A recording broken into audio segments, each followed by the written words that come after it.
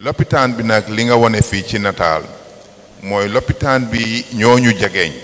mooy Kanifing Central Hospital bii nii ñoom biñ commencé di dimbale lopitaan yi Francis Small mooy bi nekk ci capital bi Banjul waaye ñii ñooy suñ dëkkandoo ñu waxtaan ak ñoom ñu ne leen ñun at mu jot dañ am ku mel ni Ahmed Diab mooy di main sponsor pour lopitaan yi ni bed suñ dee yóbbu at mu jot dinañu jox about 800 bed seats suñu ko joxee dañ ko dee yóbbu ci lopitaan bi suñ ko yóbboo ci lopitaan bi ñoom ñooy coordinate suñ ko coordinate dañoo invite lopitaan yi nekk ci dëkk bi yëpp diggante Kartong ba Koyna ñoom ñu invite leen ñooñu suñ ñëwee dañoo ñëw ñi yóbbu 50 ñi yóbbu 75 ñi yóbbu 100 so foo dem nag ci réew mi di nga fa fekk bed si yooyu lee te loolu ñu ngi cee sant yàlla bu baax parce que ñoom ñoo ñu waxoon ne loolu daf dee nekk jafe-jafe lool ci lopitaan yu bari fii duñ dee am darab so looloo taxoon ñu continuer di leen defal loolu ñu ngi ko rafetlu ci Ahmed Diab yal na ko fi yàlla yàggal moom mooy njabootam gi lopitaan bi nag li Bismillahirrahmanirrahim. Good evening, viewers. Welcome to the Telethon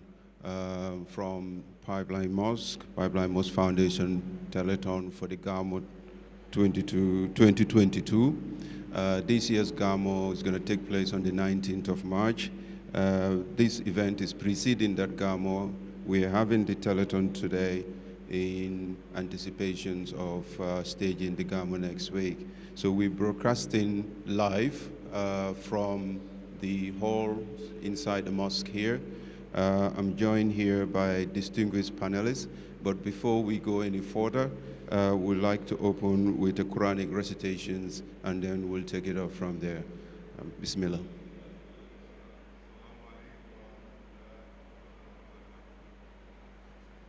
Quranic recitation.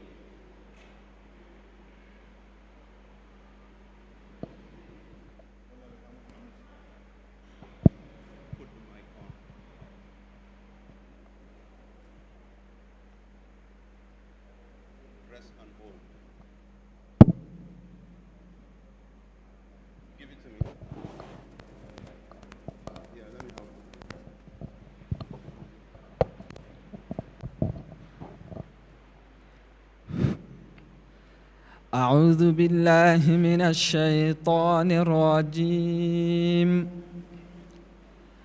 وقالوا الحمد لله الذي صدقنا وعده وأورثنا الأرض نتبوأ من الجنة حيث نشاء فنعم أجر العاملين وترى الملائكة حافين من حول العرش يسبحون بحمد ربهم وقضي بينهم بالحق وقيل الحمد لله رب العالمين صدق الله العظيم. Thank you so much. I would like to begin the introductions right now. My name is Modelamin Sow. I'm part of the Mosque Committee, and I'm moderating the introductory session and the first segment of the program today. I'm joined here by distinguished panelists, seasoned broadcasters. By way of introductions, I'll allow each and every one of them to introduce themselves, and I will then explain today's program event. Thank you. asalaamaaleykum jërëjëf Modou Lamine asalaamaaleykum mbokk yi ñu seetaan ñu ngi nii fii ci Pipeline Mosque noonu la ko ñu bëri xamee di jumaay pipeline nekk fii ci biir pipeline mboolem Gambien nekk fii ci biir réew mi ak ci biti réew ñu ngi lay nuyu ci turi kilifa yi pipeline mosque di leen dalal ci programme bi nga xamante ne noonu la ko tubaab bi di ooyee Telethon te foo déggee Telethon rek mooy maanaam boole ay jéego ay taxawaay pour ut koppar pour maanaam dugal ci ay affaire yu xamante ne pour jëm kanam la mooy doon kon loolu mooy suñ teewaay bi fii waaye ci kanam tuuti ay kilifa yaa ngi fi dinañ leen nuyu su ko defee nag gannaaw loolu ñu gën a dugg ci programme bi kon mbaɗigol mbal kontonna fele pipeline mosque jang pipeline mosque moja mayalo wala wari ka faye ko juma pipeline bim fele jang dim pipeline mosque alfal imamu bi jang nata pour que programme wala ke jang programme mo yalan ko anglais ka faye teleton dun ndiya moy dawda wolom pour que kodo ñini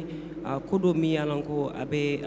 lontan wala mutala ke suki woto kamala mbadan na jang nga microphone di alfa la mi yalan ko bi jang wol fanal sal konton o ñaato sena fale programme ñi belala ñami ala baraka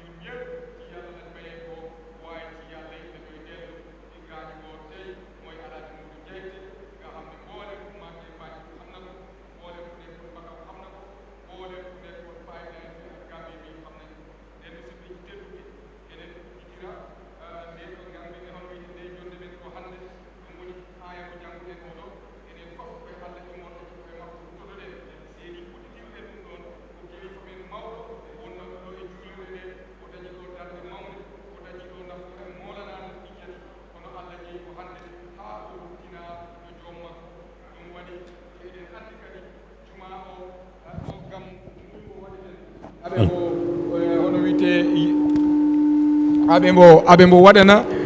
ɓe waɗanimo jaglel wondema ko kilifaɓe wonnoɓe ɗo alaji Dadi Diop kanko e ɗiɗo wonde hoorejo oɗo juma alaji Abou Dande Ndiaye kanko wonno ɗimmo hoorejo oɗo juma caggal nde oya immiɗo caggal timmo alaji Dawde Diagne ne woni ɗo président oɗo juma ɓeɗo foof ɓe wonino président uji oɗo juma Allah jeytiɓe imamuɓe men kadi imam Mouaz Dia kanko de wonino ɗo imam ratib caggal makko imam Pa Modou Ndiaye kanko de wonino ɗo imam ratib ɓe foof Allah jeeyiɓe e dendagal musidal ko anduɗa ko ɗo ɓe wonno ɓe futno ɗo e juma o kollo Allah jeytiɓe ɓe fof ɓe notoyima Allah kamɓe fof hande nde jonde o gammu inchallahu taala ɓe anniyanama hen siftorede si waɗi duwane hen Allah ɓe ñagane hen Allah o mawɗo men noon sankiɗo hande woni Alaji Modou Diayte kanko Allah hoddiri minen juldi ɗo hanki aljuma ɗo o juuli juma o dari ɗo o wondi ɗo e dental ngal ha yimɓe ɓe fof saaki programme wonino ɗo o woni ɗo ha ɗum gasi o fuɗɗi hoɗde galle makko hande subaka Allah jeytimbo ha o jibbilema hono hoore makko ko ɗum addi joom makko ko ɗum addi hande udditirɗen oɗo aaye pour enen fof siftoren mbo rendinon mbo eɓe siftorten ɓe e dendagal julɓe ɓe kono Alhaji Mam Seyd liila won wa sallallahu ala seydina wa nabiyina muhammadin wa sallim. Imam jërëjëf yal nga fi yàggate wér rafetlu nañ kàddu yi li ngeen a déggali imam waa bés bi ñiñ ko jagleel imam feeñal na ko waaye li tax nag li ñu tax a jóg mooy fii néegi yàlla la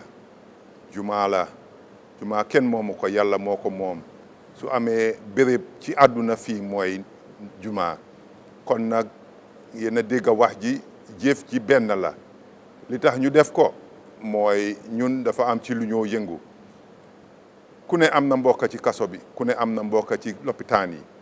te ñun loolu la ñoo dundee dañoo dem ci lopitaan yi di seeti nit ñi mortuaire bi ñun ñoo ko adopt at mu jot dinañ leen di dimbale di leen jox subvention boo xam ne jumaa ji ñoo ko joxe ba pare ñi nekk foofu di liggéey ak ñun mooy suñ jigéen ñi ñoomin Hadi Senghor ñooñu ak ñoom Mariama Sarr ñoom Maam Naabo Samba ñoo ñëpp ñun la ñu jumaa ji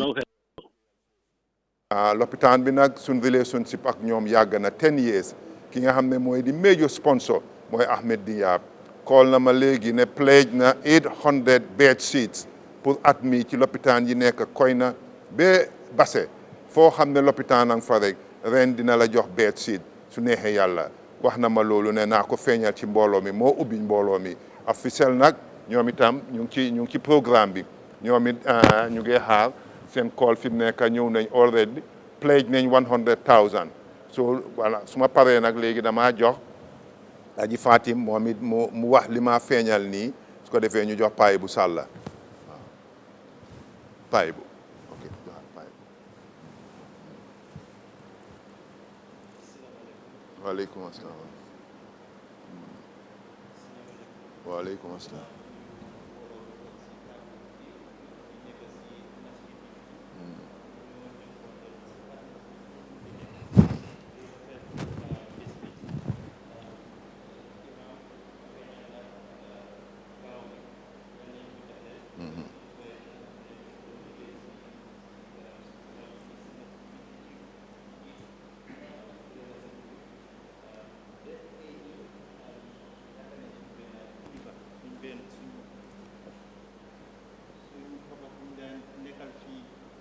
say bu nekk démba julli juma moo ñu na fi nekkoon fii nii yàlla moom na ko tey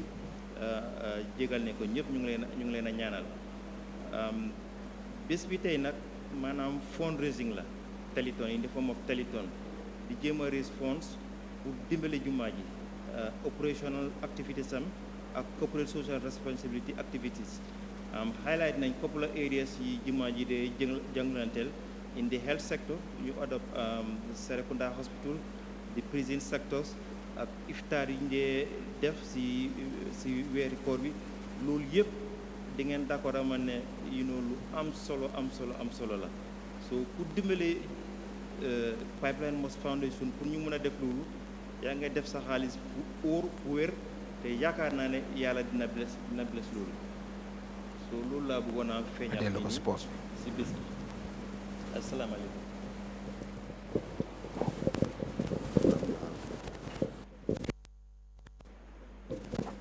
Thank you so much for those introductions. Now we'd like to wrap up this introductory section, and I would now explain to you how the program's gonna span out for this evening.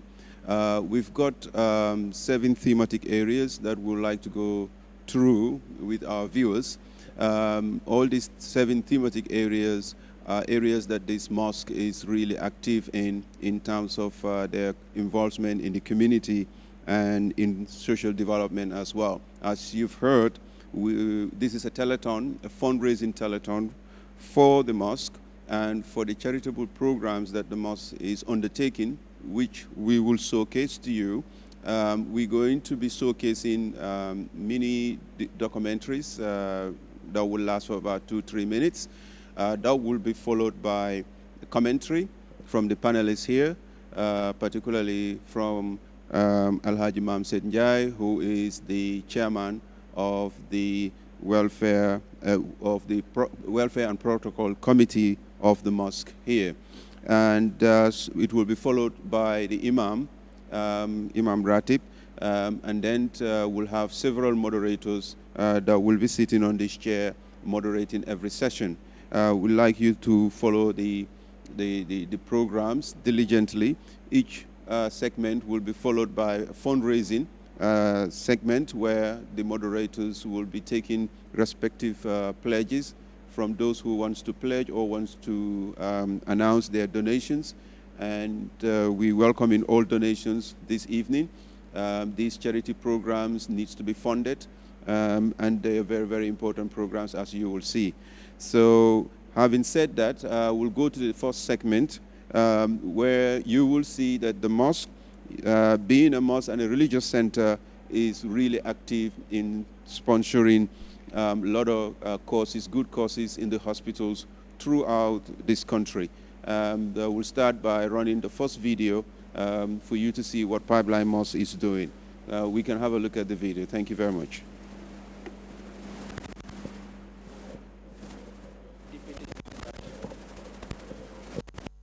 Prison bi at mu jot su weeri koor xewee Fatim dañoo dem foofu ak délégation bu takku li nga xam ne moom la prisonniers si di ndogoo ñu jox leen ko moo yóbbu leen ci weer suñ paree ñoom itam Korité Day man for the past 10 years every year maa ñëw may julli lunch ak ñoom yenn ma nekk fa ba ngoon toog di waxtaan ak ñoom pour wan leen rek ñoom it nattu moo leen yóbbu foofu waaye dara jotu leen ay nit lañ so loolu mooy yi nga xam ne ci tënka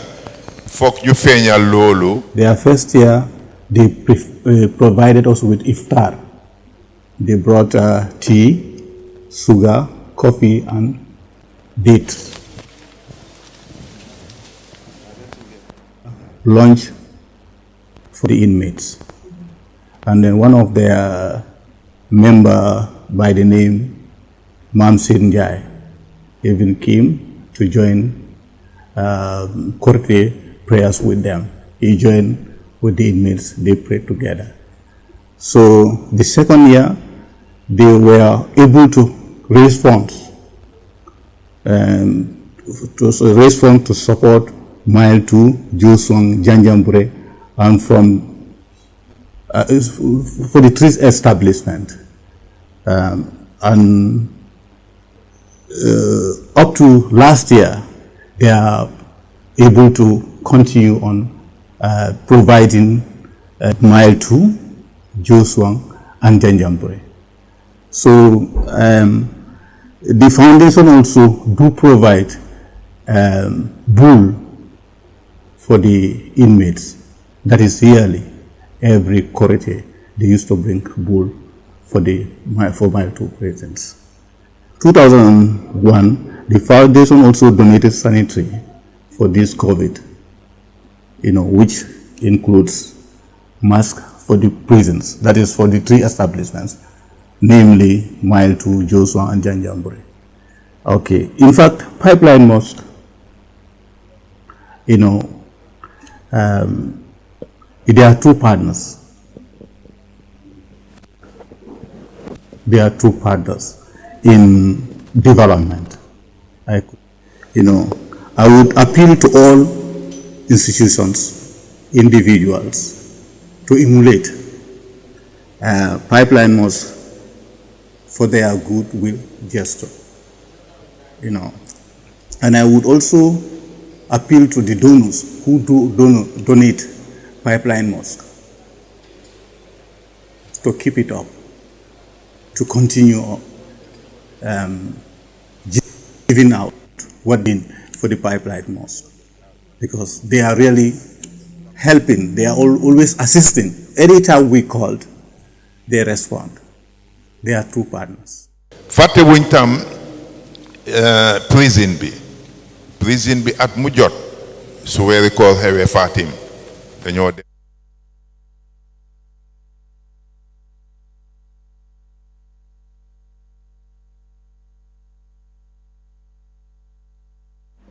Okay, thank you very much, viewers. The video that's been showcased is showing what Pipeline Mosque is doing in terms of helping the prison services. We were expecting to showcase the video for the hospital, what the mosque is doing in relation to that. So on that note, I will welcome the chairman of the Pipeline Mosque, Alhaji Imam Said Njai, to make commentaries both about the hospital and the prison charities that are involved, and then I will allow the imam, the deputy imam, to make commentaries on that. Alhaji Modou Lamine li ngeen jot a gis léegi mooy prison bi Kalilu moom mooy the director of administration. The past 10 years every weeri koor dañoo dem foofu Pipeline Mosque jox leen lu ñoo dundee ci weeri koor bi ba mu jeex ba si weeri koor bi ñu defar leen lunch ma dem julli ak ñoom ba ngoon ma ñibbi te koo xam ne yaa ngi ci réew mi nekk citizen rek am nga mbokk ci prison bi lopitaan bi naka su noonu ba pare weer at mu jot Tabaski dinañ leen reyal nag ñoom itam ñu Tabaski comme ñun ñu nekk ci biti ni ñu Tabaski so looloo tax nag bés bi mu am solo pour ku nekk ku toog kiram gis ne kaso bii nii ñi fa nekk ñëpp ñun bàyyiwuñ leen nattu moo leen fa yóbbu so kon nag ñu bàyyi xel ci loolu ñu jàppale ñu mun a jàppale ñii so loolu laa bëggoon a feeñal lopitaan bi nag ñun ñoo sponsor mortuary bi ñun ñëpp fale ñoo mujjee te fuñ war a fonka la so every year nag dinañ leen di jox subvention boo xam ne jumaa ji ñoo leen koo jox ba pare jox leen 800 bed seats yoo xam ne Ahmed Diab the proprietor of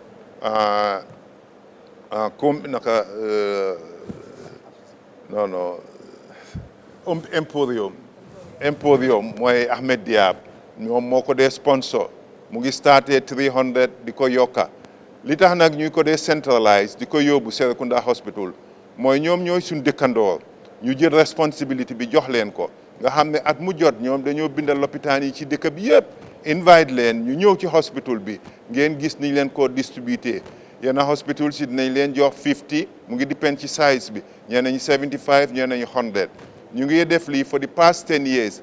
this year mu ne ma maam see dinaa ko yokka ba 800,000 ñu ngi koo ñaanal moo njabootam yal na fi yàgga te wér Ahmed Diab ku baax la moom yàgga na di ñu defal lii te lunch biñ dee jox tam prison si bi nekk Janjanbureh moom moo ko dee sponsor at mu jot because moom connection bi mu am ak waa Georgetown yi so loolu tam ñu feeñal ko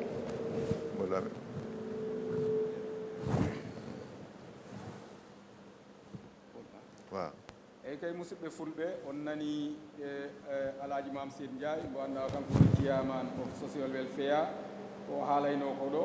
ɗi nataluji ɗo ɗi toon ɗo ko prison o ɗum woni kaso o oɗon andi kaso o wonɓe toon ko nattuji nawiɓe toon wona bonde nawiɓe toon saabu yimɓe hono wiide nelaɓe Allah heewɓe rewi e kasoji joomiraɓe gande heewɓe kadi rewi e kasoji yimɓe moƴƴuɓe heewɓe kadi rewi e kasoji ko ɗum addi ha Yaqub alayhi salatu wassalam o nodduno ɓiɓɓe makko ɓe o wi ya baniya idhabu wa tahassasu min yusufa wa akhihi wala tayasu min rahmatillah min rawhillahi innahu la yayasu min rawhillahi illa alqawmul kafirin nde annduɗa yusufa o majjiriɓe woni duuɓi capanɗe nayyi ɓe yiyaani ko ɓe annda hoto o woni te nder e ɗin duuɓi capanɗe nayyi waɗi duuɓi 17 ɗe annduɗa ko e kaso o wonno ɗum te ko nelaɗo Allah neɗɗo moƴƴo wonno toñaɗo ɗum naati kaso nden natde kaso wona tahani neɗɗo o bonde ko ɗum addi juma o nde ndaari tawi ɓen wonɓe ɓe toon juma o naɓe yiɗi tottude kamɓe ne ɓe daña hoɓ e koye maɓɓe pour si ɓe yalti ɓe wawa ruttade e société o ɓe wawa ligganade kadi société o ɗum waɗi juma o woni no jokko prisino si waɗi hitande fof ɓe nawa toon ballal heewgal mawgal ɗum woni ko yiyoton koɗo haɗata kadi e julde fof alaji mam sen ndiaye oɗo ga juma o imminamo ɗo o yaha toon ɓe wara toon nagde ɓe waɗa toon bottari ɓe yewtita e maɓɓe haa nangue ngue hiira si waɗi ruttina e maɓɓe kadi yakar pour ɓe yakora joom maɓɓe ɗum waɗi juma o ina noon waɗira te on no nanirɗon ni Yusuf alayhi salatu wassalam duuɓi capanɗinayi amo majjiri jinna e makko ɗe e nder duuɓi capanɗinayi duuɓi 17 amo e nder kaso te enen fof eɗen anndi o tahanimo bonde sa daari hono wiyete imam malik en imam ahmad en abou hanifata en imam shafai ɓe fof ɓe rewi e kasoji ɗi ko yimɓe moƴƴuɓe ɓe ko nelaɗo ɓe rewi e kasoji ɗi ko yimɓe moƴƴuɓe juma o noon nde yii ɗum tawi ɓeɗone ko e société o ɓe jeeya yoɓe nanganɓe ɓe walla ɓe yaada e maɓɓe ha Allah yaltina ɓe o nattu si waɗi ɓe rutto e ɓesgureji maɓɓe ɗi ɓe rutto e nder hono dental ngal sa daari kadi banggal l'hôpital kadi ko juma o waɗata ko ina heewi te ɗum fof ko jawdi yimɓe tottataɓe ɗum on nani Ahmad Diab ko waɗata ko min yiɗi noon saabu o Telethon ko tahi o immi ko ha yimɓe ɓe walla juma o waɗamo support ha ɗi hono wiyete machari uji makko ɗi projet ji ɗi o waɗata ɗi wawa wuurde ɗi wawa continde wota ɗi tañ abadan dayiman saabu enen yimɓe ɓe ko enen jeyɗi ko e men ɗi ruttoto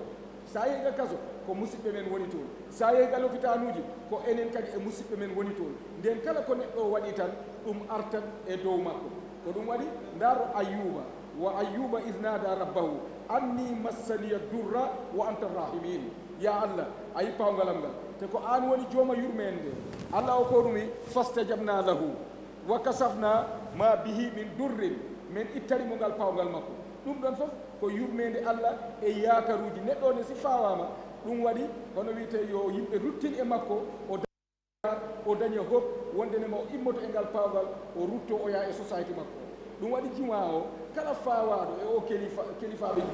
jumaɓe ɗo e musidal julɓe ɓe kala ɗo ɓen nani ɗum tan juma o immoto ƴetta délégation yaha waɗoyamo ziyara duwanomo Allah si waɗi kankone o duwanoɓe Allah ɗum ɗo fof ko ɓe waɗirta ɗum ha tan rutta e makko yaaka siftinoramo ne ko Allah woni ɗon ko Allah addata pawgal kono ko Allah kadi woni ittowo pawgal pour o muña ngal pawgal ngal Allah tegimo kono kadi o continue amo du'o amo ɗo hoore makko pour Allah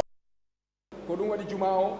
na daro ɗe darɗe gila e l'hôpital o ha e prison o si waɗi siftoniren musidɓe men ɓe surtout ɓe annduɗa ɓe Allah naɓe halfini ɓe anda ɗi projet ji ɗi machari uji ko foɗɗi continde ɓay juma o noon o sasi hoore makko ƴetti yimɓe makko fof o waɗi ɓe soldareɓe aɓe daro aɓe walla wonɓe e prison aji ɗi aɓe walla kadi leltoɓe e l'hôpital uji ɗi si waɗi enen ne wallen comité o ha enen ne kala ko woni e posuji men ɗi ƴetten ɗum totten ɓe saabu kat nelaɗo sallallah alih wa sallam ma naqasa mal min sadaqa manam sara ustani jawdi kala ko neɗɗo waɗi tan Allah ɓeyday ɗum o ɓeyda ɗum zebbinde si waɗi tinnoɗen ha enen ne walliten juma o e surtout ene nde nguɗoni ñalngu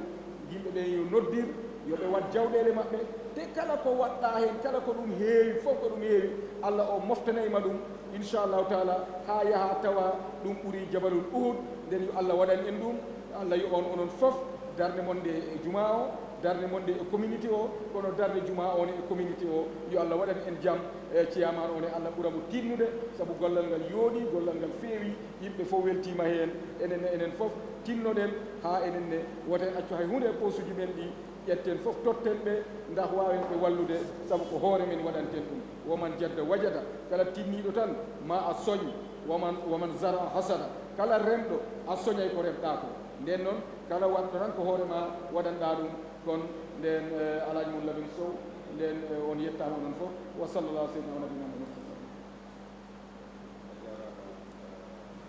jërëjëf imam déedéet baax na moderate on the session.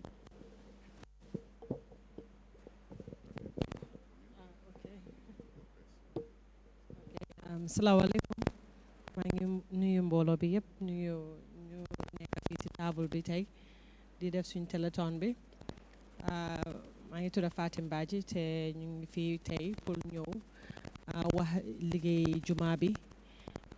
bala may dugga si waxi présidence yi nga xam ne moom laa bëggoon a dugga ma ñi ko wax njëriñi juma ak lu tax mu baax pour ñun ñi ndaw yi ñuy ñëw si juma bi di bokk si liggéey bu fi nekk ndaxte juma bi moo nekk suñ kër si suñ neighborhood bi koo xam ne foo xam ne nit ñi buñ walee am seen problème buñ walee am seen meetings yi si community si fii leen ko wala defee ak taka yi ak dëcc yi ak yu bari so moo nekk di authoritative house of our communities mooy suñ mosque te ñu ngi wax zakat yu ñoo joxe ñu ngi wax mbiri juma pipeline yu ñoo supporté présidence yi ak waa lopitaan bi waaye foog naa lu gën a important pour ñu wax itam moo nekk ne juma bi yàgg na di jàngale ay ndaw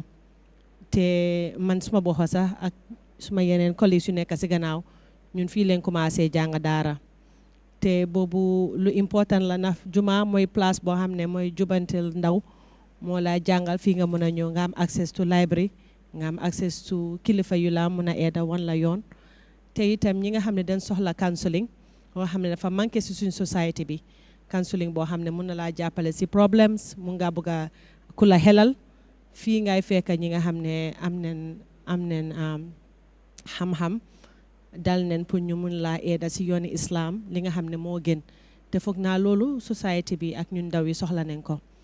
gannaaw loolu tam fii pipeline mosque ñëpp gis neen ni ñoo def si seen xutba bi dañoo waxtaan ak wax ak nit ñi si li nga xam ne moo ànda ak current generation bi te xutba yi every Friday dañ dee gis communities yi yëpp ñu ñëw sax pour fekkee fii gannaaw loolu ñu bari fii ñoo nen fi fekkee fii ay dëj ak ay sarax fekkee fii many activities te ñu ngi am conference area si baak bi te foofu noonu meetings yu bari foofu la lay demee contracts yu bari itam juma daf ko lay am na dañoo serne so there's a lot of areas yoo xam ne juma am na fa njëriñ lool mbiri zakat dégg léegi ñu dañoo dem si biti ñu ut ñoo xam ne dañ leen di xoolee bët rek ne ñi soxla neen ndimbal ñu ñëw fii ñu dem ci ñoom jox leen ndimbal waaye juma ji ñoom ñoo gën a xam ñi nga xam ne ñoo soxla ndimbal di leen sutura soo ku ñëw itam indi fi sa charité mbaate sa zakat ñoom dinañ ko share ak communities yi def ko si sutura boo xam ne am na njëriñ lool soo foog naa ne suñ jumaa yëpp si dëkk bi am na njëriñ bu bari ñu wal koo gestu waaye juma pipeline itam jiitu nañ si yu bari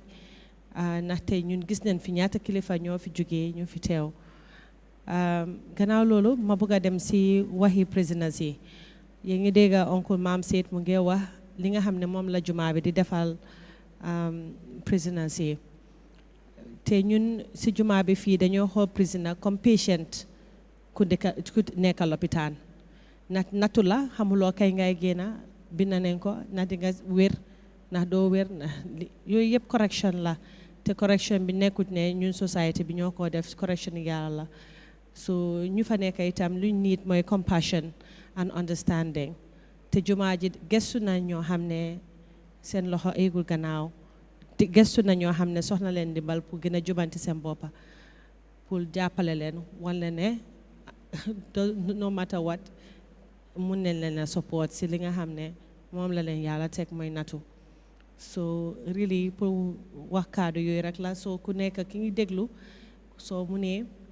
nga jàppale jumaa bi ñu gën a yóotu ñi nga xam ne ñoo ñu soxla ñoo néew doole last year demoon nañ si mortuary bi ñu gis jigéen yoo xam ne jigéeni jumaa ji ñooy gestu di train young women si biir society bi pour ñuy sutura jigéen ñi nga xam ne ñu ngi génn àddina te itam jàppale ñi nga xam ne kenn du leen lee faale si biir dëkk bi doo mos a toog ba nga ne kii sangakat la mbaate kii si mortuary lay liggéey waaye ñoo ñu ngi play such a important role si society bi te foofu la jumaa ji gestu ne ñii dinañ leen jàppale ñu aar leen gis neen covid naka la fi mel ñu bari ñu ngi wax docteur si ñu ngi wax nurse si waaye ñu nekk si mortuary yi nag ñi nga xam ne ñu ngi am access ci ñi nga xam ne kenn xamut yan jàngoro leen génnee àddina ñu ngi risk seen lives so ñooñu tam am nañ solo lool te wan la ne na boole si society support leen so I hope ne ñuy déglu tey yëpp dinañ gëstu dugga seen poos yi seet ni ñoo mën a gën a jàppale Juma pipeline pour mu gën a am doole waaye da ngeen ne Juma pipeline Kerr ba avenue la nekka waaye fu mu àgga nii ñu bari seen loxo moo ci dugga moo tax te am na fu bari fu mu mën a àgga ñu ngi bëgg a set up a library boo xam ne pour youth si la ak young people ñu bëgg na gën a jànga diin so loolu yëpp mu ngi fii so soo nekkee diaspora nga nekk Gambia there is still more space to donate and we really would do more if you are able to help. Thank you.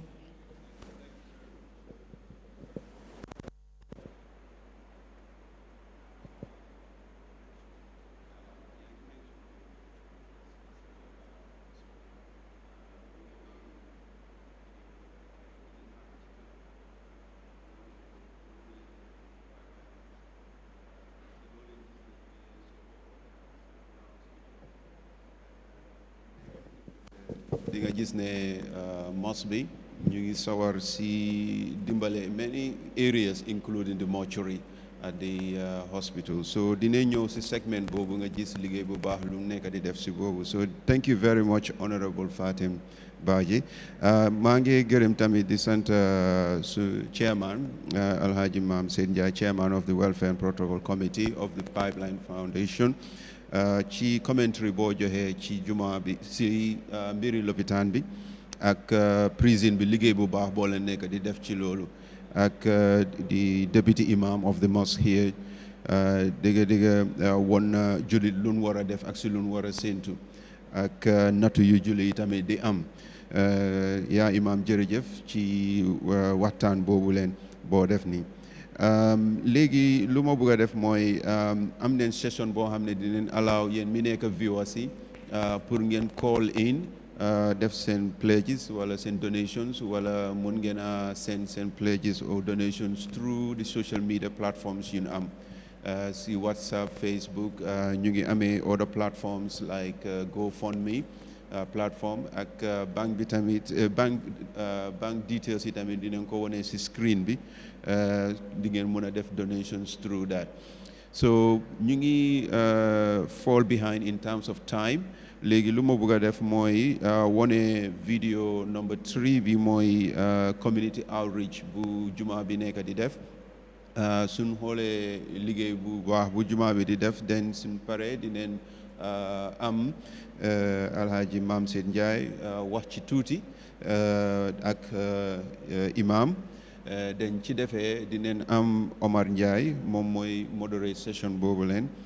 dineen ubbi line si pour yéen mi bugg a def pledges gis ngeen juma bi si luñ yëngatu mooy ci lopitaan bi ci prison si ak community outreach bu ñoo def then si defee mën ngeen a def donations to regarding that ñu ngi fi am treasurer nag Master Ndiaye moom dina ñëw joxe report as to lan leen raise so far ak ñan a def donations as well am neen tamit short code number boo xam ne mun nga ko send text message da ngaa def PMF nga text PMF to 1872 the charges would be $10 mun ngaa send as many text messages pour su defee juma bi mun a collect as many $10 towards liggéey yu baax yu nekk di def loo leen gis noonu le so foog naa dina wax studio technicians yi neen run video number 3 then su defee dina ñëw back on stage thank you very much fa gu mag muy Alhaji Sir Dawda Jawara the first president of the Republic of the Gambia bokkoon ci ñun nekkoon kilifa gu mag fii te loxoom musuta jóg ci jumaa ji dinañ daan jot check sam muy ko yónnee si bi mu demee ba télé sax léegi-léeg mu yónnee suñu xaalis bu takku ñu ngi feeñal njobootam gi ne ñun fàttewuñ loolu duñ ko musa fàtte it parce que bi mu ñëwee fii daf ñu woon ne mooy woon suñ kilifa ñu ñëpp ñun tam ñu jàppee ko suñ kilifa Alhaji Muhammadu Demba Sala, most commonly known as MD Sala. That's how everybody knows him, MD Sala. maa Ibu Njaay ku nekkoon fii ni ak ñun mu nekkoon fi social security naka social secretary waaye yàlla def moom it mu moom ko ci coobareem ñu ngi bàyyi ñu ngi ko fàttaliku di ko nemmeeku di feeñal loolu ci njabootam gi Alaaji MB Njaay mi ko daan ooyee Njaay BP moom it ñu ngi ko fàttaliku bu baax a baax advice la woon fii ci jumaa ji amoon nañ vice président bu ñoo ooyee Raif Diab moom itam ñëpp xamoon nañ ko Raif waaw moom itam kilifa la woon ci jumaa ji fii ni yàgg na ak ñun ci ñi ko sos la Ousmane Ndaw Alaaji Ousmane Ndaw former président vice président la woon fii ba pare nekkoon chairman ci school board bi liggéeyam fii rafetoon na lool ñu ngi woon njabootam gi ne ñu ngi ko fàttaleku Pa Alassane Diagne Prime Insurance ci kilifa jumaa ji la woon moom it ci ñi sos jumaa ji la woon te ku daan sonna ci jumaa ji la woon amoon nañ fi suñ jigéen guñ daan ooye Maam Mbargu Mbay ci jigéen ñi njëkk a julli fii fajar la mu ngi dëkkoon fii kër Mr Jaata waaye ca jumaa ju ees bu njëkka bi la woon daf daan ñëw di julli si fii moom ak Aji Seli Njaay ñoom ñëpp ñu ngi leen di bàyyi xel di leen ñaanal fañ nekk gënal leen fiñ jógee moom dafa ñëw ba gannaaw gi mun a tut mu nekk jigéen ñi Alaaji Baboucar Mbay moom itam ñu ngi ko delloo njukkal ak familleem bi yëpp parce que familleem bi yëpp isi na leen ci jumaa ji ak Aji Seli Njaay Alaaji Ousmane Njaay moom it mu ngi dëkkoon fii daan ñëw fii nii ñëw ñëpp liste bi nag dafa gudda waaye dañoo emagum fii nga xam ne ni waxtaan bi niñ ko tëralee léegi-léegi ñu delluwaat si ñii ñu won nit ñi parce que ku mel ne Alaaji Samba Sey foog ñu feeñal taxawaayam ci jumaa ji nii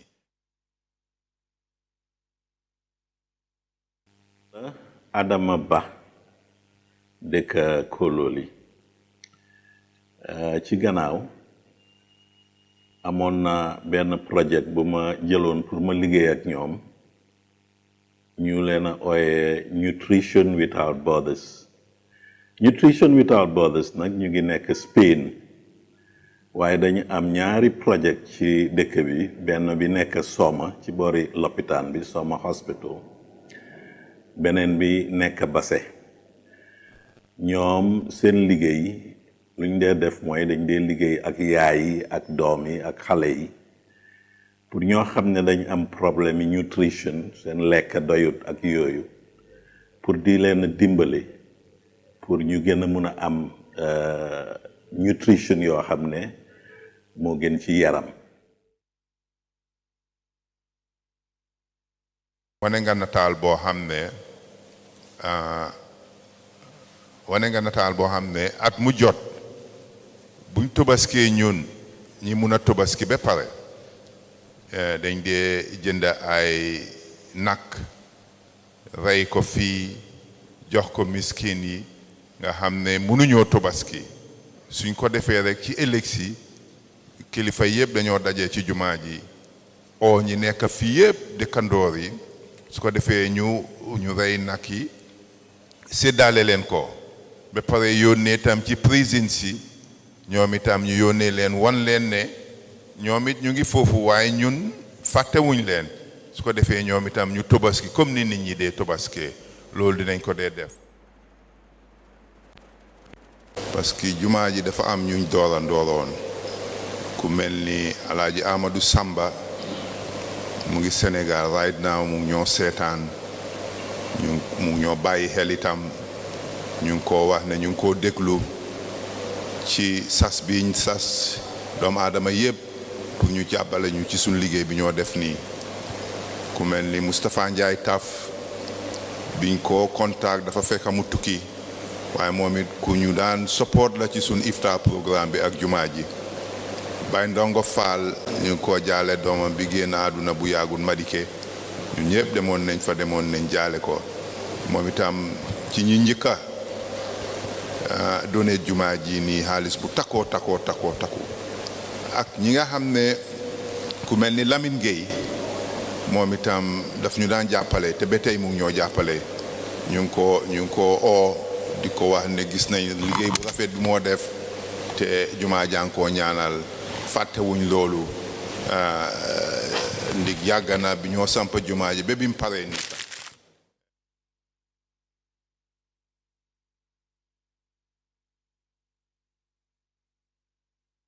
ci programme bi yéen a gisal seen bopp vidéo bi nga xam ne mu ngi doon dem léegi ñu gis fa lu bari ak li ci oncle Maam Seet wax yëpp li ñoo ñëw waxtaanee si ak yéen mooy liggéey bu rafet bi nga xam ne moom la Pipeline Mosque di def ci community bi te community mu nekk lu am solo Alxuraan wax nañu won nañu ne yonent bi yàlla tànnal nañu ko mu nekk the best of example the best of mankind daanaka suñ doon wax ne yàlla tagg na yonent bi lim ko tagee ci Alxuraan mooy jikko yu rafet te wax nañu ci Alxuraan tamit ne yàlla ñun suñ buggee yàlla nañ toppa yonent bi te mu jël suñ yonent bi def ko mu am ay jikko yu rafet a rafet te benn ci jikko yooyu bokkoon na muy jokkale mbooka ak di jël société bi pour def leen ñu nekk benn so loolu bokk na ci li nga xam ne Pipeline Mosque jël nañ ko ñu émuler ko ci jikko yu rafet yi yonent bi ñu di ko dundee di ko jëfee parce que diine du ñëw rek di julli ci jumaa ji di oor ak yooyu waaye dañuy jéem tamit di jëfee li nga xam ne loolu la lislaam santaane te yonent bi doon ko doon def so di nga gis ne this outreach programme biñ doon dem ci community bi nekk na loo xam ne lu am solo la loo xam ne Pipeline Mosque ñu ngi koo def soo ko xoolee gis ngeen ko ci vidéo bi ñu mel ni His Excellency Sir Dawda Kairaba Jawara dañ daan dem di ko seeti di ko neemeeku ci jamono yoo xam ne soxloon na loolu pour gis di islamic umma ñu ñëw di ko seet si di ko waxtaanal di ko ñaanal yàlla ñu mel ni MD Sala suñ maam moom mi nga xam ne jàngal na Sir Dawda Pipeline Mosque dañ daan dem di ko seeti emuñ ci loolu rek parce que soo ko xoolee yonent bi ci jamonoom daf doon jëflante ak yeneen interfaith ñu mel ni christian yi ak Jews yi in fact l'islam wax nañu ne christian yi ak Jews yi dañ daan jël seen xaalis di ko def ci baytimaal bi su ko defee jullit yi mun leen a jox protection ci biir Medina loolu yëpp l'islam def na ko loolu tamit Pipeline Mosque ñu ngi ko jëfee parce que am nañ good relationship ak suñ Christian community si ñu mel ni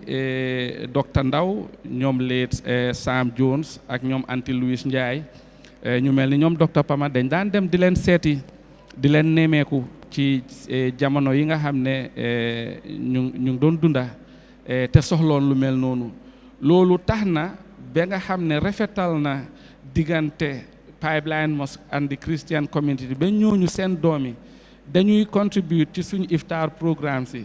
suñ programmes yu bari doomi christians yooyu dañoo ñëw ekkati xaalis ne nañ leen ko dugalal ci yoon yàlla bi nga xam ne ñun ñu ngi cee liggéeyee bon liggéey yu rafet yooyu yëpp Pipeline Mosque ñu ngi cee taxaw oncle Maam Seet ñu bàyyi la tuuti rek nga saani ñaar ñetti kaddu ci liggéey bu rafet bi nga xam ne Pipeline Mosque ñu ngi koo def ak community bi.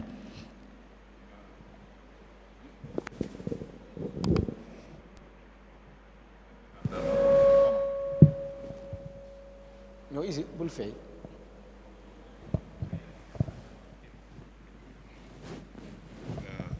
Alaaji Omar jërëjëf kontaan naa ci li nga feeñal parce que bi ngeen gisee nataali Sir Dawda Kairaba Jawara bi moom fii mooy woon jumaayam fii la daan jullee fonkoon jumaa ji fonk ko di ko seetsi at mu jot dinañ fa dem seeti ko fekk ko fa moo njobootam mu rafetlu loolu be te ci liggéeyu jumaa ji lu nekk la ci daan def benn bés dafa julli si jumaa ma ne ko Sir Dawda dañ bëgg a seeti sun papa Alaaji MD Sall mu xool ma ba sun bët yi jàkkaarloo mu ne ma ndax mun naa laa ñaan dara ma ne ko loo ma ñaan dinaa la ko defal mu ne ma dama bëggoon a bokk ci délégation bi waaye damaa dem Tenerife su ma ñëwee joxal sa ndomba bi protocol officer bi ma defee loolu bi mu ñëwee mu kool ma bi ma koolee ne ma bëgg naa bokk ci délégation bi ma waxa sun vice président Alaaji Momadou Senghor mu jokkoo ak Pa Ibu Salla di former MD time bu Pa Ibu mu ngi ci banque bi Pa Ibu facilité loolu ñu dem seeti Alhaji MD Salla mu nekk seeti bu daw yaram kera biñ demee ñu ñëpp ñu kontaan fekk fa sun papa mu waxtaan ak Sir Dawda ñu jëflante ñu éeg dem seeti sun yaay ci kaw jógee fa seeti boobu nag duñ ko mun a fàtte parce que loolu lu rëy la ci réew mi nga jàngal nit ba mu nekk président mu ñëw seet si la loolu fay bi yàlla rek a am payam moo tax dañ dee rafetlu loolu interfaith itam Omar laal na ko ñoom Anti Louis Ndiaye Uncle Sam Jones docteur Ndaw Léet ñoom ñëpp Léet lañ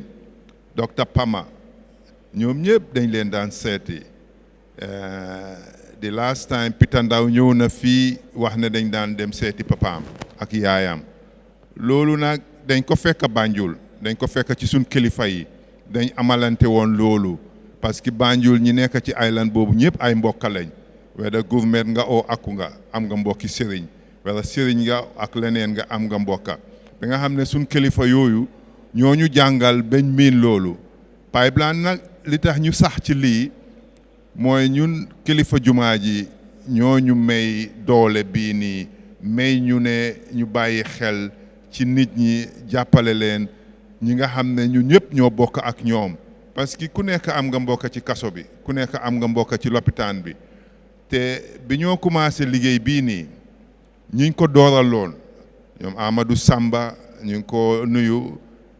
loxo musta jóg ci jumaa ji Baye Ndongo Fall loxo musta jóg ci jumaa ji Alaaji Moustapha Ndiaye Taf loxo musta jóg ci jumaa ji Lamine Gueye ñoom Akim Samba ndongo yu bare ñoo xam ne sax suñ pare woon a tudda seen tur fii nii tey duñ fi teel a jógee waaye ñu ngi leen di gërëm ñëpp parce que jumaa ji biñ ko commencé lu ndaw moo fi nekkoon waaye kilifa yi fi nekkoon daaw te rekkuñ fi ren ñooñu dooleloon ñu nekk ak ñoom ci seen jamono si lañ sampee jumaa ji muy Alaaji Abu Dande Ndiaye Alaaji Daouda Diagne Alaaji Dadi Diop Alaaji Imam Pa Ndiaye ak Imam Maas Dia ñoo ñëpp fi lañ nekkoon waaye tey nekkuñ fi waaye teg nañ fi ay kilifa yoo xam ne liggéey bi ñoo def nii ñu ngi ko continuer di ñaan yàlla may ñu ci doole parce que président jumaa ji Alaaji Moustapha Ka ak membasam yëpp ñooñu wax ne ren duñ mun a def gàmmo yi ñu daan def di traditional gàmmo dañ bëggoon nag léegi ngeen def virtual gàmmo so ñu ne leen waaw dinañ def virtual gàmmo waaye dinañ def téléthon boo xam ne dinañ prépare nit ñi ñu xam ne gàmmo gi ñoo def si nii fundraising bi yëpp dafa dellu si ñoom mboolem koo xam ne yaa ngi fi te déglu lii ñu ngi laa déglu baax na dama doon emal fii nii su ko defee yeneen làkka yi ñoom ñu ñëw.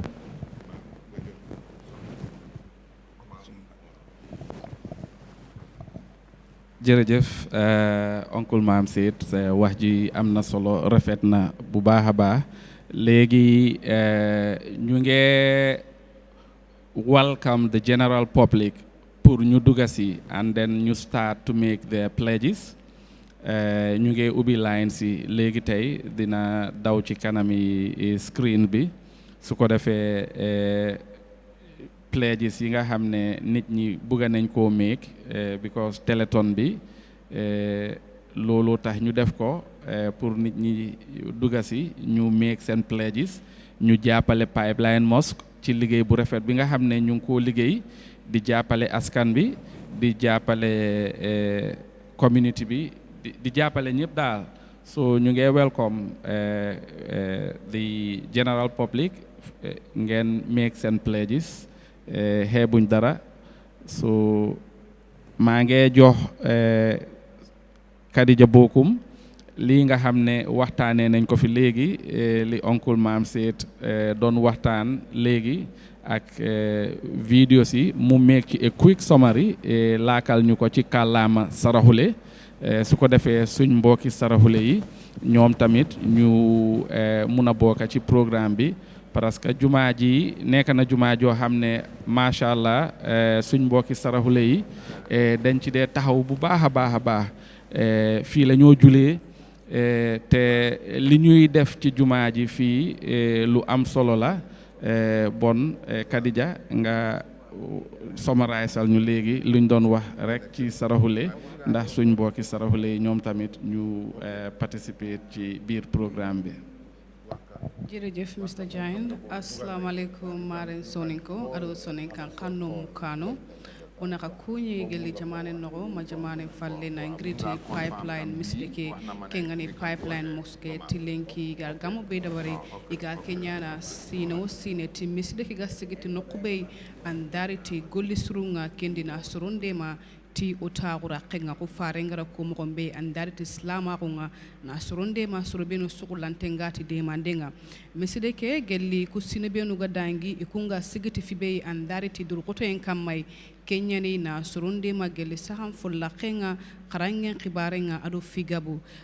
ti ya urun kumeke kha be gati kan fing lobtani kompeke i khayana tinondi yana kude mana andariti yokubenu su isukulantenga meside ke yana kude mana ti karangen ka karandi kubenu kha sukulantengati de mandenga i wakude mana sallen nare kubenu khagara tay dude mana qabilanu benu angara tunanti i tampintenga i waku khade mana i watire debunga i wasoronde mana i wafokkinniya dimbayanu benu su tampintenga iti jamane kino kondi yana kenyana miside ke ananyi kubenu gara sigindi kenyani imam mas ja dadi job nu dagana kunsoro ngabunu yana ga balenki ikuntayge kenya ni gara konanti ina kenya ina katu islamu nyaga na ku khabenu suga de islam nunga kubenu gara tunanti hammingia na suronde ma kubenu la intengati de mandenga lenki ina misde ke sponsor tiga de mande benu su barani kendi ina katu jokkini ti gollu kubenu ga de barani ke khabe gani president nga jamane ke no gondi kenga ni sa dauda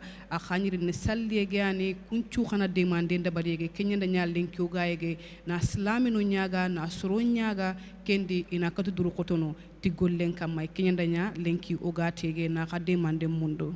ngakende Mr. Njai akhandiga mu kengati honne kendi gatine wallahi no ngunyini kendi be sunda lay fokkinni miside kay tiga jokindo gollenga mo gombe khana katu no ban ko kolno kendi khana demande koy jërëjëf Kadija ci kàllaama saraxule bi nga xam ne moom nga jos summarize ci vidéo yi ñu doon wone ak waxtaan ju rafet ji fi suñu oncle Maam Seyd wax léegi ñu ngi rafetlu ba tey beneen yoon viewers yi ñu ngi leen a ñaax pour ngeen jël seen téléphone ngeen ekkati ngeen call su ko defee ñu start to make pledges jàppale Pipeline Mosque ci liggéey bu rafet bi ñuy def nii léegi maa ngi wax gaay ci fële ñu dugal vidéo 4 vidéo number 4 su ko defee ñu taaxir lu tuuti seetaan beneen programme ak activité boo xam ne Pipeline Mosque ñu ngi ko amee di ko def ñu bàyyi leen ngeen seetaan programme bi ba ci kanam then ñu ñëwaat make some commentaries.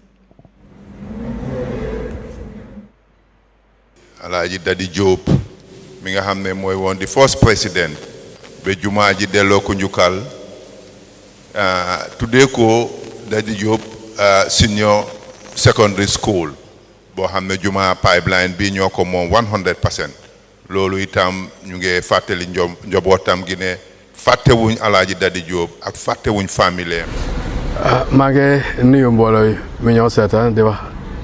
asalaamaaleykum wa rahmatullah wa barakatuhu di waneen suma kontaante pour wax tuuti ci mbiri Pipeline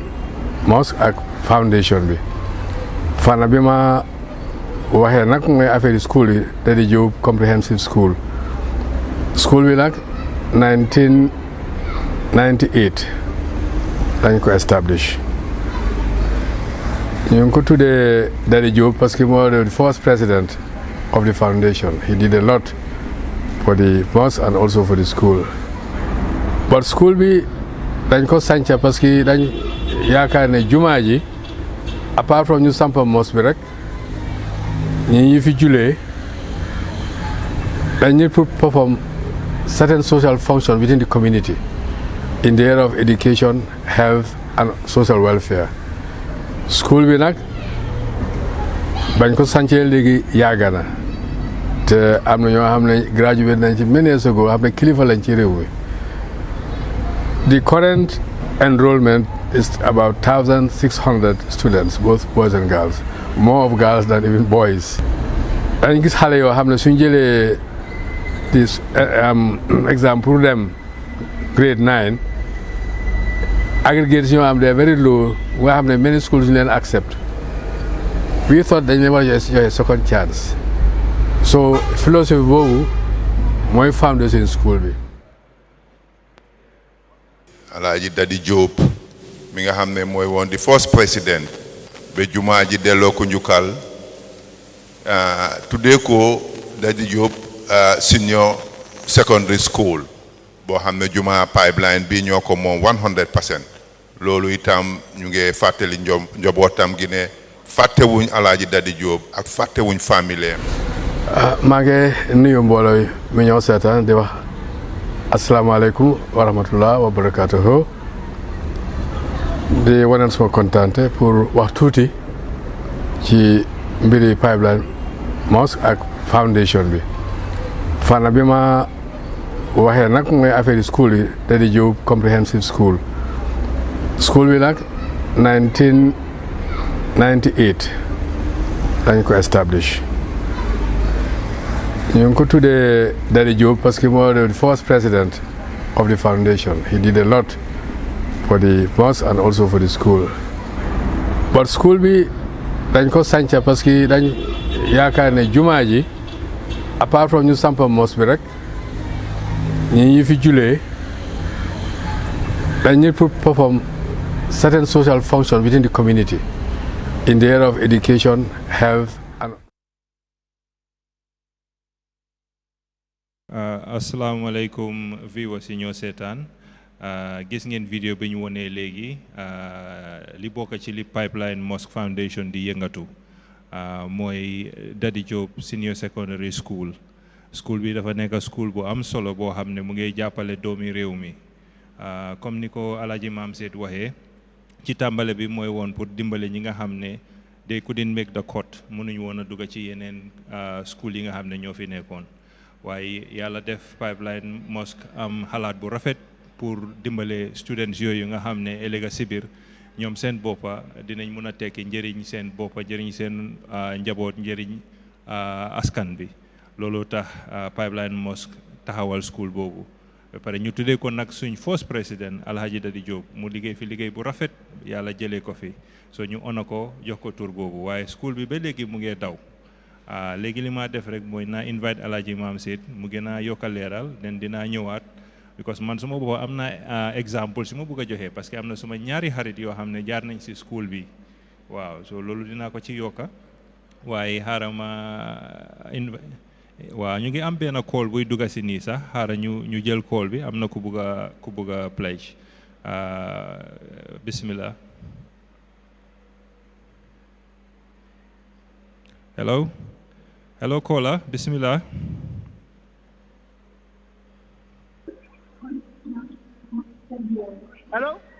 hello ñu ngi laa dégg bismillah waaw maa ngi nuyu gars yi di leen jaajëfal di kontaan rek ci waa Pipeline Mosque di leen wax ne man la Waka Diagne. On behalf of Africell, you get pledge $100,000 towards your gamo. jërëjëf waay rafetlu nañ loolu torop waaye jotuma dégg pledge bi xam naa ne 100,000 la kontaan nañ ci loolu torop di la ñaanal waa Africell la call joxe loolu jërëjëf ñu ngi leen a gàcce ngaalaama ci loolu imam dégg ngeen ko Alhaji Mam Said Africell call nañ ibi nañ wax nañ ne donate nañ 100,000 jërë ngeen jëf yal na leen yàlla fay ci loolu Alhaji Mam Said bismillah.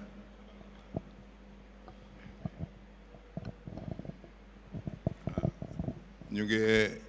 wax Africell jërëjëf ngàcce ngaalaama Africell ak Pipeline Mosque yàgg nañ biñ commencé fi benn tey sun soro bi ngeen di gis ni Africell ñoo ko bill te time biñ ko bill over $1 million lañ ci spend so suñ toogee nag ubbit ñu with $100,000 ñu ngi wax alhamdulillahi rabbil alamin Africell yàgg nañ di jàppale jumaa ji ñu ngi leen di ñaanal management bu ES bi ak management ba fa nekkoon yëpp dañu dee jàppale bu baax a baax jumaa ji nag dañoo continuer rek di leen ñaanal parce que ubbi bii nii ubbi bu rafet la ubbi nañu $100,000 ñu ngi ñaax ñëpp nag ñu topp Africell xeebuñ dara koo xam ne rek am na $10 $20 $100 yëpp ñu ngi leen di déglu jërë ngeen jëf imam soo ci a jarama Alhaji Mam Said Ndiaye jarama Moustapha John on nani hono wiyete juma o no hono yaadirta e dental julɓe ngal ɗo en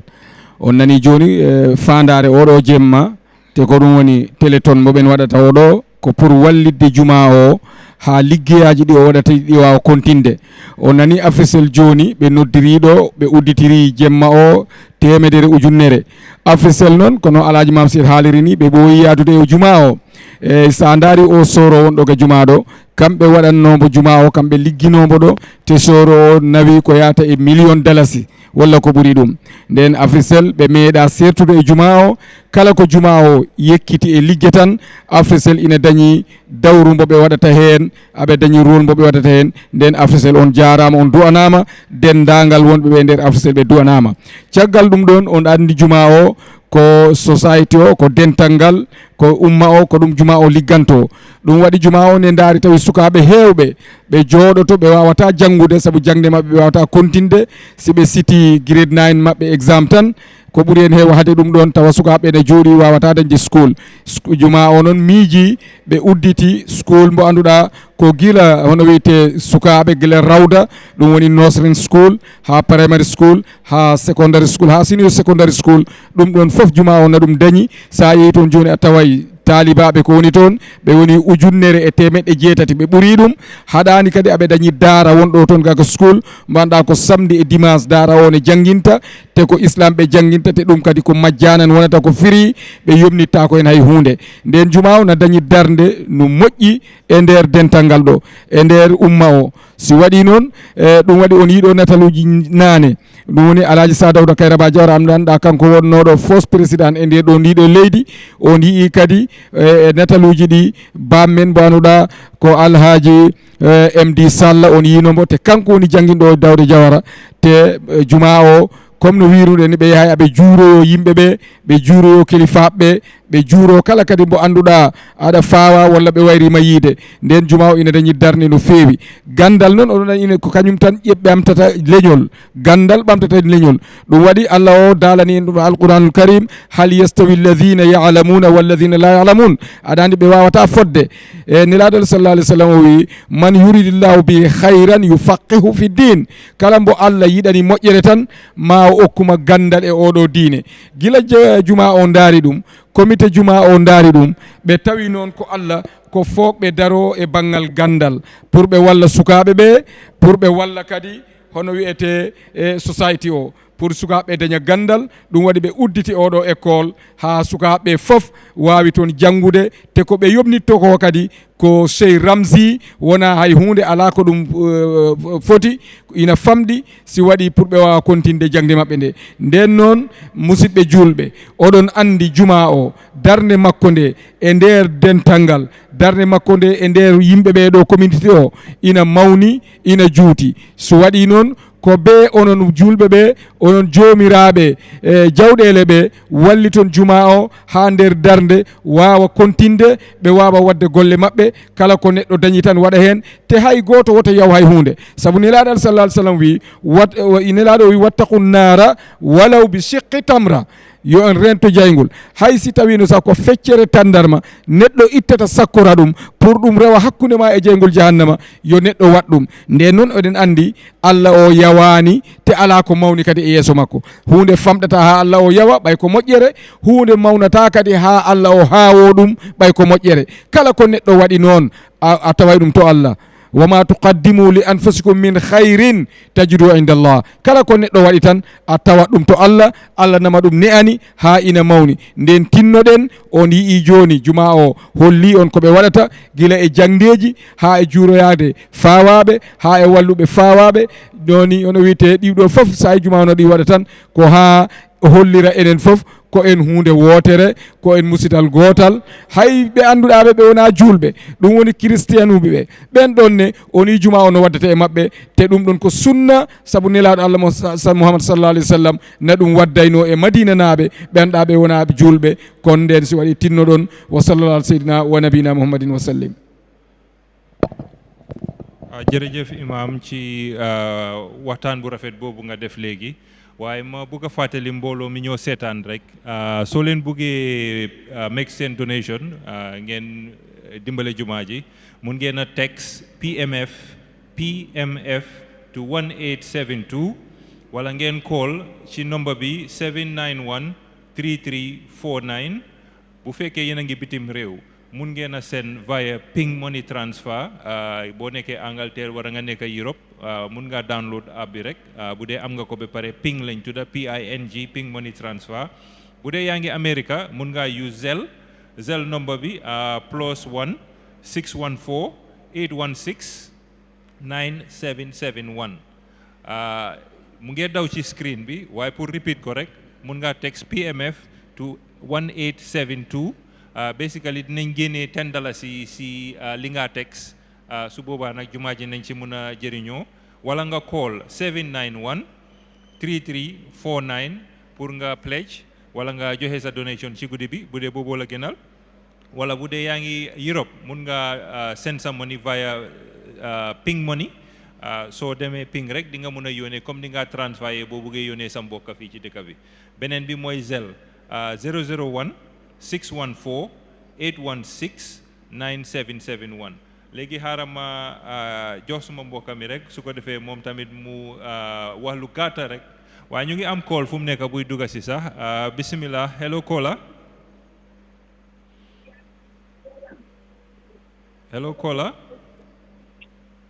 allo salaamaaleykum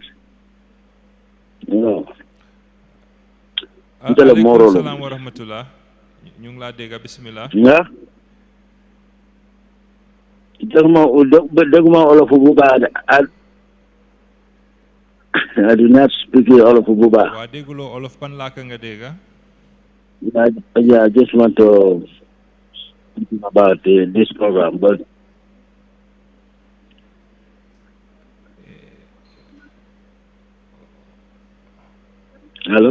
hello please carry on we can hear you.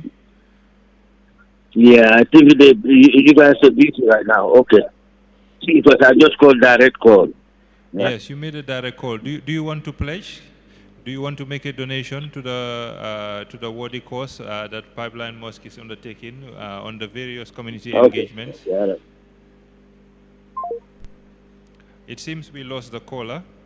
Why comme fiñ emone rek xara ñu jekkali su ko defee nga xam ne suñ bokk yi dégg yeneen laaka ñoom it nañ mun a xam fiñ toll ci programme bi. Maren Soninko ho igara komo gombe benda lay misideke de manana lay layru mutu ne kentay foga magay arandanya guru tamiani molla guru karagi Allah way kolundini kendi annakata kono hammi began sondo mendi timisdiga katunu jokkini golle ke kamay gelli anganta jamane ke no gondi nombon wum khawayege anga katunu kubenu kolunu kendi anna demandi Allah way text message khene katta kengani PMF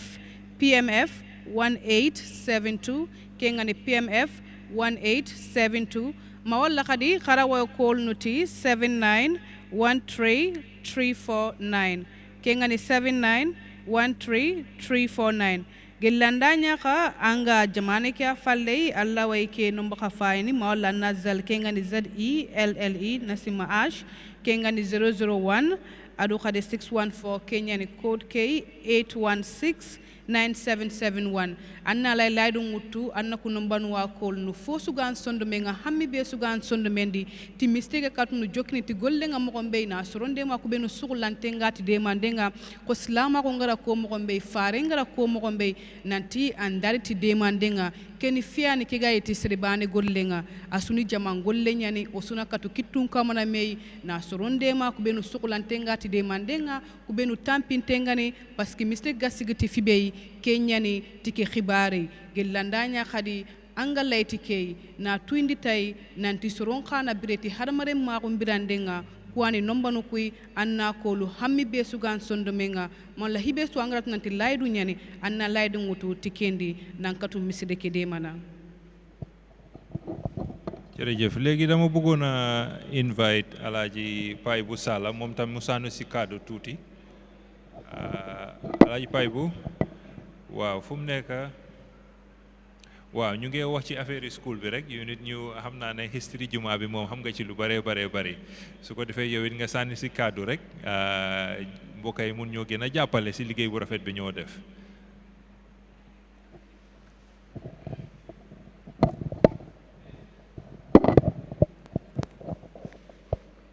asalaamaaleykum ma bamtuwaat suma nuyoo si ñëpp si imam Mamadou Aliou Diallo ñi nekk si biir masjid bi yëpp ak ñi ñoo seetaan ak ñi ñoo déglu dégg nañ Alaaji Maam Seet di go through areas of intervention yi Pipeline Mosque Foundation di liggéeyal mu commencé ko health sector bi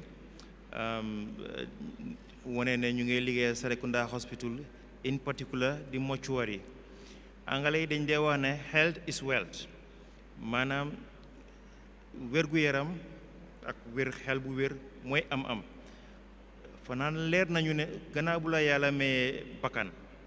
di next most important thing lu nit mun a am mooy wér-gu-yaram yaakaar na soo amul wér-gu-yaram sa jaamu yàlla sax du dem ni mu war a demee so vision foresight bi Pipeline Mosque Foundation am identify health sector bi pour liggéey ñoom I think that says a lot ku jàppale wante Pipeline Mosque Foundation ñu dimbalante si fànn boobu leen loolu lu am solo la then next mu mention about the prison systems man nag préfère naa sax pour ooyee ko a correctional facility maanaam fu ñoo jubantee jikko yi ku dugga foofu génn fa sa jikko dafa war a gën a jub dafa war a gën a baax wax na ne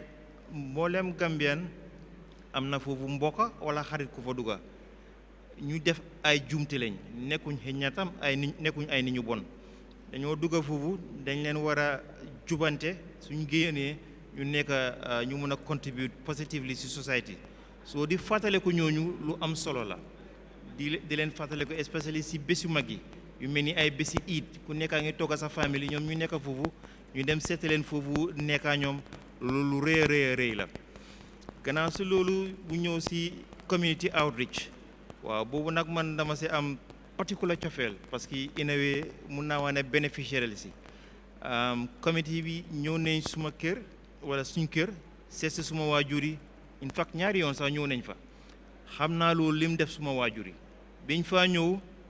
suma pa was almost 100 years old suma yaay was in her 90s waaye with all of that yëg biñ leen yëg ñëw nañ fa ak seen gift bi dama ko mention rek because ku def lu baax da nga ko war a wax waaye du woon loolu di fak ne bàyyi nañ sa soxla ñëw ba si kër gi ñëw seet si leen loolu lu dafa def lu mag a mag si ñoom mag yooyu leen ak ñun waa famille bi jërë leen jëf.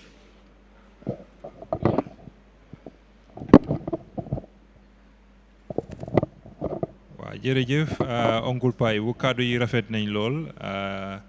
léegi mbokkay li ma leen bëgg a fàttali rek mooy mun ngeen a teg si PMF 1872 mun ngeen a call si 791 3349 boo leen nekkee Europe wala Angleterre mun ngeen a send via Ping Money wala ngeen donate via Zelle su dee yéen a ngi America 001 614 81 6 9771 ba pare léegi nii ñu ngi maa won ne Alaaji Bax Touré waaw moom it donate na mu ngi seetaane from New York nekku fi waaye donate na $10,000 moom it tamit ñu ngi laa wax jërëjëf dina ñaanal yàlla ci donation bi nga def noonu waaw jërë ngeen jëf. so fu mu nekk next programme bi nga xam ne moo war a dugga si mooy waxtaan affaire yi leadership bi jumaa bi so incha allah nañ dugal vidéo boobu noonu ba pare buñ paree tamit ñu gën a waxtaan ak yéen ci loolu jërë ngeen jëf. waaye bu leen fàtte continuer leen ci call beeg texte bi waaw jërë ngeen jëf waay. ñun yàlla daf ñu baaxee ñu am njiit ñoo xam ne yàlla daf leen may xel may leen muñ ñu mut njiit. jumaa ji yàlla daf ko baaxee mu am nit ñoo xam ne dañ am ñetti yëf benn seen jaar-jaar ci seen àdduna ci liñ dox dafa tax seen xel yi màcca benn ci mbirum administration ñaareel ci mbirum logistics ñetteel ci mbirum technical issues so jumaa ji soo xoolee ñi ko jiite yépp dafa nekk ay nit ñoo xam ne dañ dox seen dox jaar seen jaar bàyyi ay màndarga yu wér ci seen jaar-jaar yi àdduna ñëw nag indi experience boobu indi ko ci jumaa ji. bi mu génnee àdduna ak léegi ñu ngi ko ñaanal moom it yal na ko yàlla yóbbu ci àjjana yi gën a kowe. Imam Pa Ndiaye nag li ma xam ci moom mooy jikko yonent bi sallallahu alayhi wa sallam ñoo wax ci jikkoom yëpp moom la Imam Pa Ndiaye amee. ñun yàlla daf ñu baaxee ñu am njiit ñoo xam ne yàlla daf leen may xel may leen muñ ñu mut njiit. jumaa ji yàlla daf ko baaxee mu am nit ñoo xam ne dañ am ñetti yëf benn seen jaar-jaar ci seen àdduna ci liñ dox dafa tax seen xel yi màcca benn ci mbirum administration ñaareel ci mbirum logistics ñetteel ci mbirum technical issues so jumaa ji soo xoolee ñi ko jiite yépp dafa nekk ay nit ñoo xam ne dañ dox seen dox jaar seen jaar bàyyi ay màndarga yu wér ci seen jaar-jaar yi àdduna ñëw nag indi experience boobu indi ko ci jumaa ji. bi mu génnee maa ngi leen di ziar ñëpp audience bi ñu ñoo seetaan from all over the world di commencé di nuyu suñu kilifa yu toog fii ak wóole kilifa juma bi yëpp and telespectators and everybody who's watching this program thank you very much and welcome back as well. Seetaan ngeen video boobu that very very short video just a brief profile of xam nga leadership yi Mosque bi over the years. suñ njiit yoo xam ne jiitu neen yéen ñu ngi ñaan yàlla yërëm leen te jégal leen te yal na leen suuf seede comme noonu leen ko gisee ci vidéo bi rek they've made a very very marked impact on the history of this mosque and I think there is no other better person to be able to speak a little on the legacy of the leaders of the mosque especially ñoo xam ne jiitu nañ now I'd like to invite Uncle Mam Said mu also sànni fa kaddu bu sew rek and also then I also like to after that invite Imam Tam mu sànni kaddu bu sew rek as well. Thank you very much.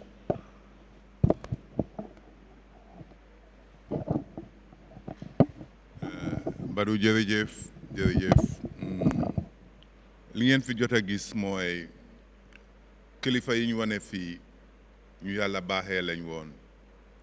parce que luy yàqu rek ci boppale bi laa yàqoo luy baax itam si boppi nit laa commencé yàlla may nañu mu joxoon ñu njiit yu baax a baax ñu déggu ñu gëmoon ci jumaa ji yar ci seen njaboot ji tàggat leen ci ba seen famille benn tey mooy continuer nii ñu ngi leen di ñaanal yàlla may leen àjjana yi gën a kowe kontaan nañ parce que ñun ñëpp jàng nañ ci seen ron te wan nañ ñu yoon yu leer a leer a leer ba jumaa ji egsi fi mu egsi fii kon nag ñu ngi sant yàlla ci loolu li ngeen gis fii liñ ko waxee rek néeg bi moom jumaa buñ ne jumaa rek néegi yàlla la yàlla rek moo ko moom ñun ñëpp dañoo liggéeyal yàlla rek moo tax ñu bokk ci moo tax groupe bi yëpp nag team bi yëpp rafetlu nañ cër bi leen kilifa yi jox pour ñu def liggéey bii nii pour jéem a seet naka la liggéey bi mun a continuer parce que liggéey jumaa moom du mus a jeex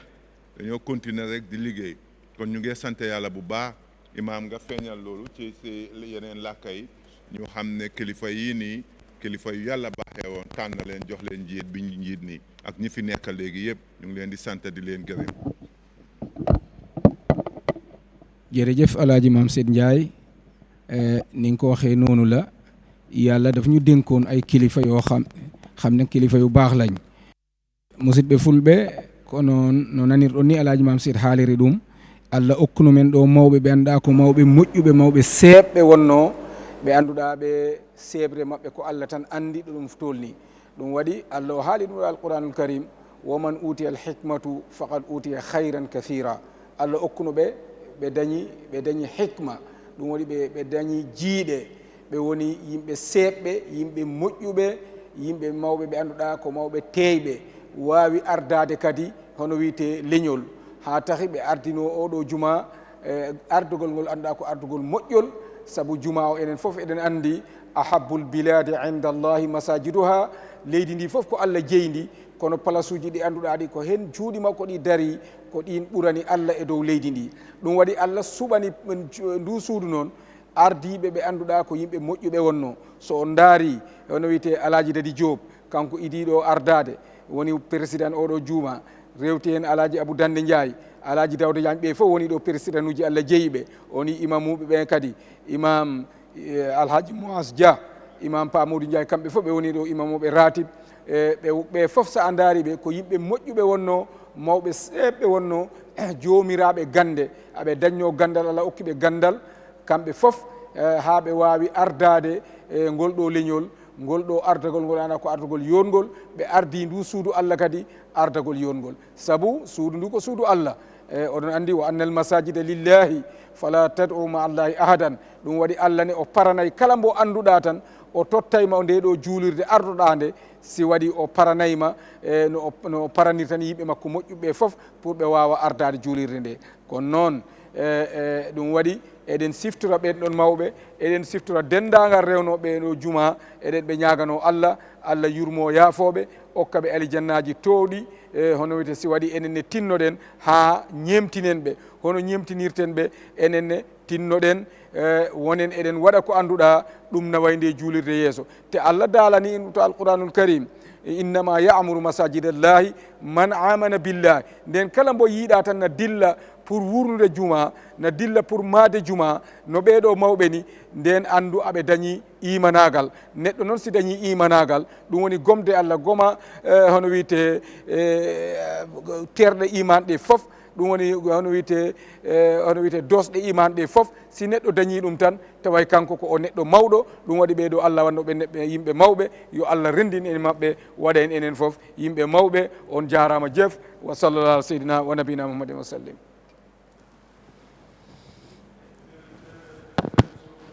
Jërëjëf Imam as well. So ñu ngi leen di fàttaliku please the main objective of this telethon is to raise as much funds as possible for the mosque.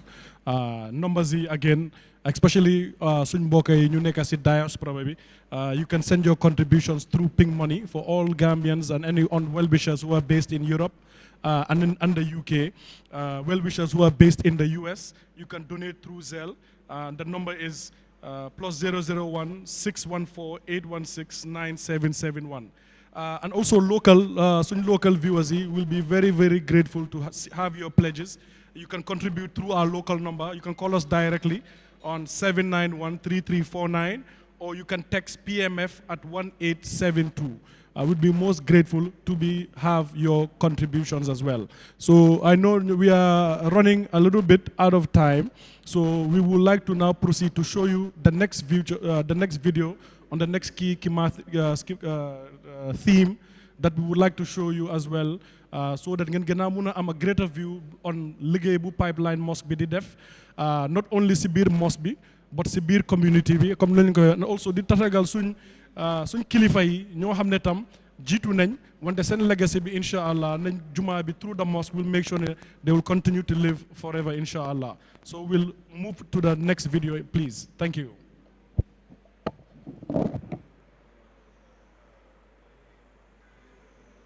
Blind Mosque Foundation is about 30 years being ko sosé ak léegi jumaa ju ndaw la woon. lii nag jumaa bu njëkk bi la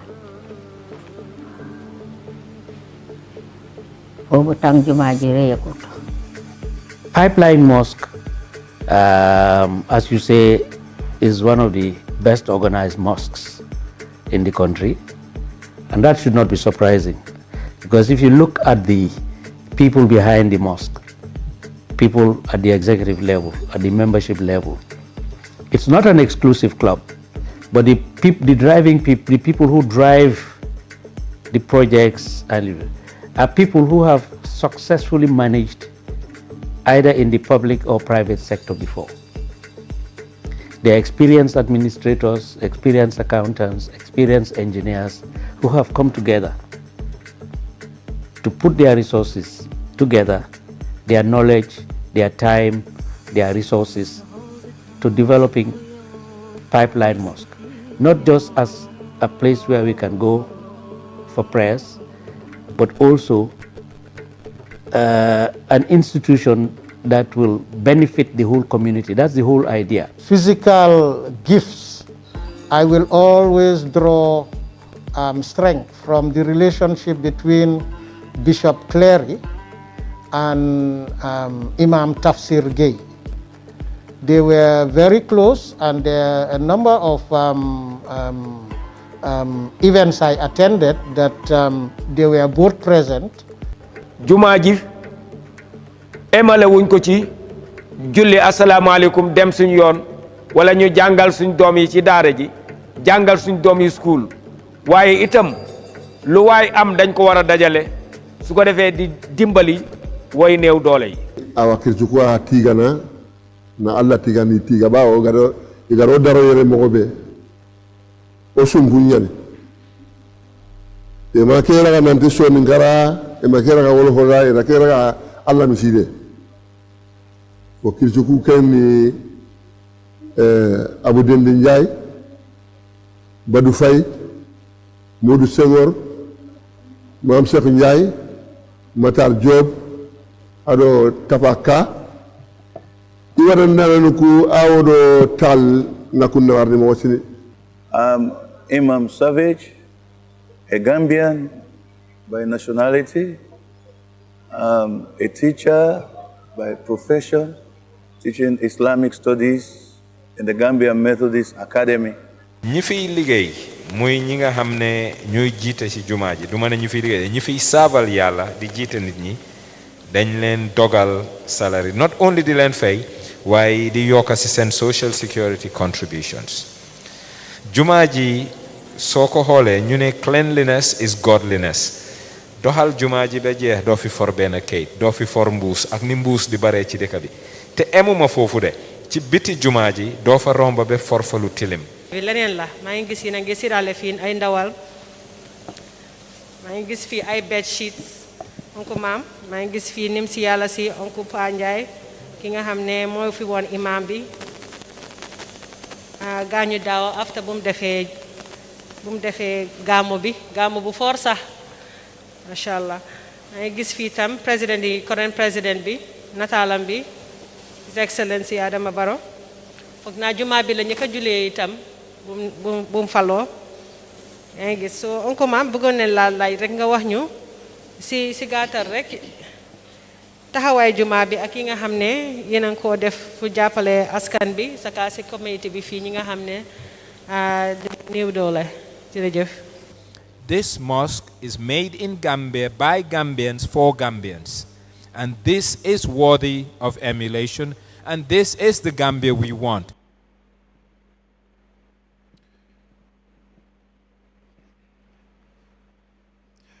Welcome back, viewers. You've seen video regarding the mosque, what it represents in the community. It's doing a lot in terms of serving the community religiously and community needs, ensuring that there is community cohesion. Welcome back, everybody, and we are pledging, we're asking for you to pledge. All these various interventions that you've seen, the mosque is involved in, they need funds to be able to do that year in, year out. We're making these pledges today, giving this telethon, but again, next week, Saturday, on the 19th, is the GAMO, the Pipeline Mosque GAMO. It will be a hybrid event, both virtually and in person in the mosque grounds here, so we welcome everybody. For those of you that are not able to make pledges right now, you have 1 week to the GAMO. You can come to the mosque here, they have an office, or you can call the numbers on your screen, or you can text PMF on 1872. It's $10 per text. There's also GoFundMe link that you can use, and the bank accounts numbers have also been provided, one for Trust Bank and the other one is Bloom Bank and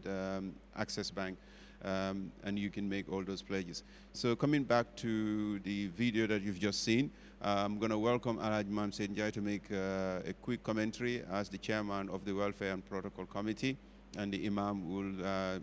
say something, and then we have our multilinguals here that can then make a quick summary on that, and then we'll come back to you, the viewers. You can call in and make your pledges. Alhaji Mamsed.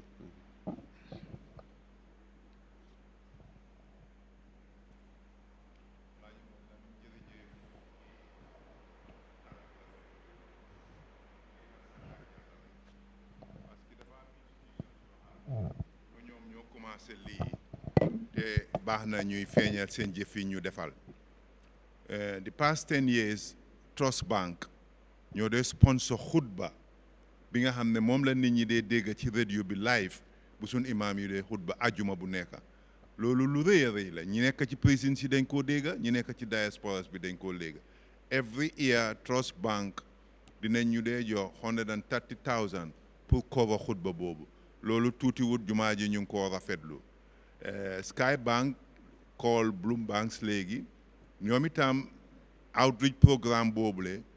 ñoo ko door ak ñun time boobu Modou Lamine Sow mi mu ngi liggéey foofule ñoo ñëw ba si ñun nañu léegi gis nañ ne dafa am outreach bu ngeen di def ci family si pledge nañ $35,000 ñu ngi leen di fàttali loolu. President of the Republic of the Gambia Adama Barrow benn bis toog na Chief of Protocol call ma ne ma kaay uyu State House Madam President Adama Barrow pledge $50,000 jox ñu ko mu jox ma ko in cash through the Chief of Protocol Alhaji Cissé. loolu tam ñu ngi ko rafetlu ñu ngi leen di ñoom ñëpp ñu ngi leen di fàttali ne bés bi next week la waaye fii ba boobu ku am looy pledge rek ndomba si available. loolu li tax ñuy koo feeñal mooy jëf ju rafet la te jëf ju rafet kenn waru ko nuba. ñu ngi cee sant yàlla bu baax a baax ak ñeneen ñi nga xam ne sax tudduñ seen tur Baye Ndongo Fall last year jox nañu $100,000 Alaaji Amadou Samba jox nañu bu yàggut moom itam xaalis bu takku Alaaji Moustapha Ndiaye ñoo ñëpp ci société bi lañ bokk te dañ dee dimbale jumaa ji. loolu ñu ngi koo rafetlu dañ koo feeñal nii rek pour nit ñi xam ne li ñoo jox mu ngi delluwaat si ñun ñu parce que buy dem ci seen mbokk yi la ñoo dem. ñu ngeen rafetlu jotaay bi di rafetlu ñi participer yëpp te ñi nekk ci gannaaw behind this organisation ñu bari la almost about 30 people ñuy woog ba fajar bés bu nekk pour mun a am result bi ñu am nii ñu ngi leen di sant bu baax a baax a baax a baax. ñi ngeen gis fii nii yëpp seen kilifa yi ñoo nekk ci jumaa ji te ñoom itam li ñu liggéey bi ñoo def nii mooy ndaw ñi nga xam ne ñu ngi def liggéey bu rafet a rafet a rafet koo leen gis fii rek. li moo def nii ñu jumaa ji ak kilifa jumaa ji rafetlu nañ ko. a jarama alaji mam Seyd Ndiaye nelaɗo Allah sallallahu alayhi wa sallam wi en man la yashkuru nnasa la yashkuru llah mbo yettata yimɓe ɓe a yettata Allah en yii oɗo juma comme ko alaji mam Seyd haali ko ɗo waɗi institute en jeeɗi anduɗa o inniɓe ɗo no wayno Trust Bank e banque uji goɗɗi ɓe anduɗa ɓe nangani juma o nangangol ngol anda ko nangugol mawgol o inniɗo kadi yimɓe hewɓe ɓe anduɗa ɓen ɗon ne ko noon ɓe nanganiri juma o hewɓe na caggal ɓen ɗon ɓe anduɗa o innani ɓe kono Allah inniɓe foof wondenema kamɓe foof darde mabɓe ina anda ɗum waɗi hono wiyete ɓe foof ɓe yettama ɓe foof ɓe jarnama ɓe foof ɓe du'anama ndax kala mon yettata yimɓe ɓe si ɓe waɗanima moƴƴere a yettata Allah ɗum waɗi juma ona ɓe yetta ɓe aduɗa kadi kamɓe daari ɗe ligge mawɗe wonɗe ɗo o affaire téléthon ni ɗe foof balɗe won yimɓe ɓe anduɗa ko kamɓe daari hen ina liggo jemma e ñalowma gila e jinnaɓe mabɓe ɓe ha e kamɓe hoore mabɓe kamɓe foof ko liggore ɓe dañi ɓe yana liggo e place uji goɗɗi kono haɗani ɓe rendini koye mabɓe addi gandal mabɓe addi doole mabɓe addi anniyeji mabɓe addi sah jawɗele mabɓe ɓe foof ɓe waɗi ɗum hen ha ɗe ngu ñalngu wawi wade no wayi ɗo ni te continay kadi ha ñande 19 lewru ndu ɗum woni samedi hande o si arti ko hen wonata gammu o ɗum waɗi musidɓe julɓe musidɓe fulɓe enen foof tinnoɗen wota hay goto dad en kala ko neɗɗo dañi e moƴƴere e feere e dañal mum addana ɗum juma o si waɗi waɗadana ɗum gam Allah si waɗi Allah yobma hen Allah moftanma hen si waɗi inchallahu taala enen foof Allah waɗana en moƴƴere aduna waɗana en moƴƴere lakara onon foof on yettama foof jarnama wa sallallahu ala seydina wa nabina muhammadin wa sallim. Thank you very much, Deputy Imam. We would like to run the last video, video number 7, and from there we will open the mic, the phones, basically, for people to call in and make pledges. We are running out of time. We just barely a few minutes before we wrap up this live session. So for those of you that wants to make your pledges, please hurry up and make those pledges. We're just waiting for the final video to be aired. Thank you. I'm representing our association called Albir. It is an organization formed to facilitate the janaza bath for the Muslim Ummah, and we represent the female side of it. We've been working with the mortuary in collaboration with the Pipeline Mosque, because they are the sponsors of the mortuary at the Kanifing Hospital. We also work at the RVTH Banjul Mortuary and anywhere else that our services are necessary. Daf daan am problème pour sanga niiw yi suñ génnee àddina, especially ci jigéen ñi. It was not a big problem with góor ñi, waaye jigéen ñi was a big problem because dañ ko féetale woon pour mag yi di ko def te du liggéey boo xam ne definitely pour mag la te mag ñi ko daan def fade away. Some of them died, others were so old they cannot. Si lañ ñëw with this idea of jéem koo jànga pare di ko toppatoo. So ci service boobu lañ nekka. Our doors are open. Each time you will have a call, although am nañ suñ members yuñ train ñu base ci hospital bi. Doo ñu ngi am ñu ñoo donate yooyu nag, because am na ci diaspora bi ñoo xam ne dinañu dee jàppale ci yooyu. Waaye Gambia fii, apart from Pipeline Mosque, people are not that. Ak xanaa Africell.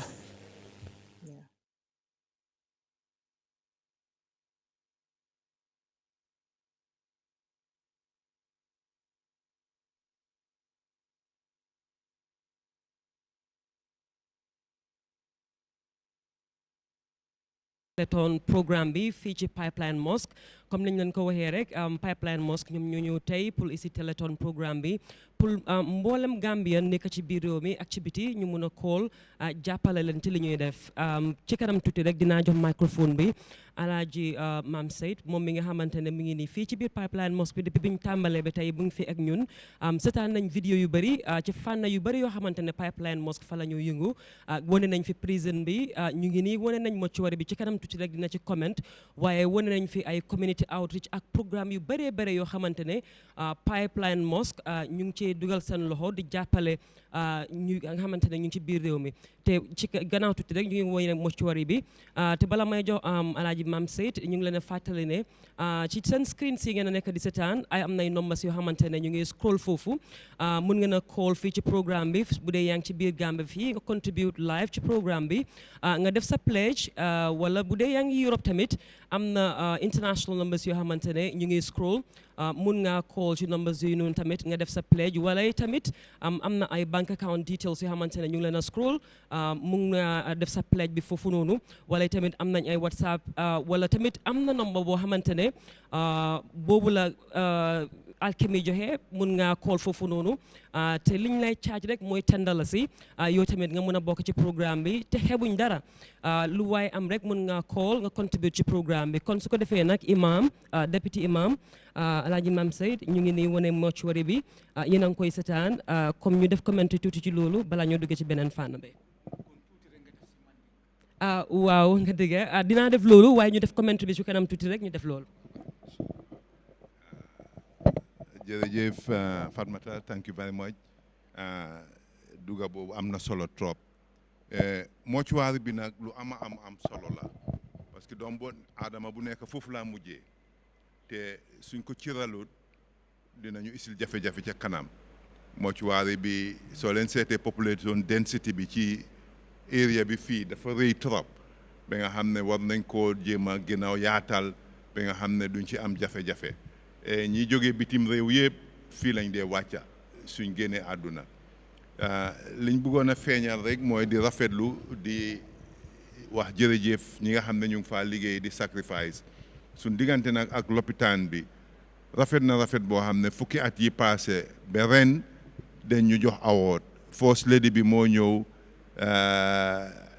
ren jox ñu award bu rëy pour Pipeline Mosque Foundation suñ diggante ak exécutif bi tam ñu ngi koo rafetlu loolu lañ bëggoon a feeñal parce que lu am solo la mortuary bii nii bii dañ ko war a bàyyi xel ne ku nekk ku xam ne yaa ngi fi rek yaa ngi jëflante ak moom ci sa mbokk wala sa xarit kon nag ngeen bàyyi xel ci loolu asalaamaaleykum wa rahmatullah a jarama Alaaji Mam Said Ndiaye no haalirɗon ni ko noon o mortuary ɗum woni ndu suudu ndu annduɗa ko ɗon mayɓe ɓe moftete ko ɗon kadi ɓe lootete ɗon ɓe toppitte haa ɓe jebbile joom maɓɓe oɗon anndi ko ɗon woni damal wattiningal e nguurdam aduna suudu ndu ko suudu ndu annduɗa ko julɓe ɓe fof renndi ndu eɓe wonaɓe julɓe fof renndi ndu manam bani adama ɓe fof renndi ndu saabu hay goto anda enen fof ko musidɓe men nattinte toon moftete toon toppitte ɗon te ko hombo anndi siko min e siko goɗɗo enen fof ɓay ko ɗo wonɗen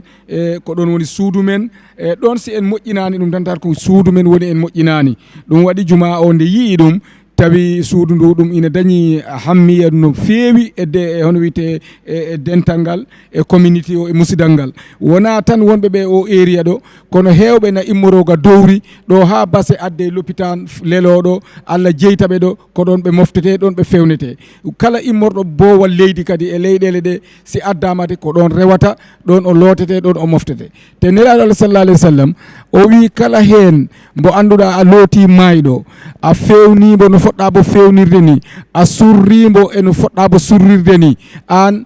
Allah o lootayma e bakkatuji ha laaɓa tos ha wa'ano ñalngu ngu jibinoɗa ngu enene ma ɗum ɗon noon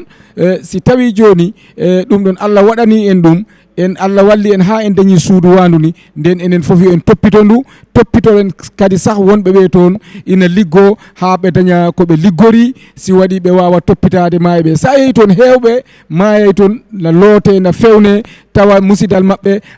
ardane ay hunde ɓe ala ko ɓe toppitoriɓe kono ko woni ko toon e bagasuji ɗenɗa juma o na ɗum toon nawa e musidɓe julɓe woɓɓe na ɗum toon nawa ko ɗum ɓe toppitirte ɗum noon baraji muɗum hay goto anda no foti nden si waɗi enen fof wakkiloɗen e wallodiren e juma o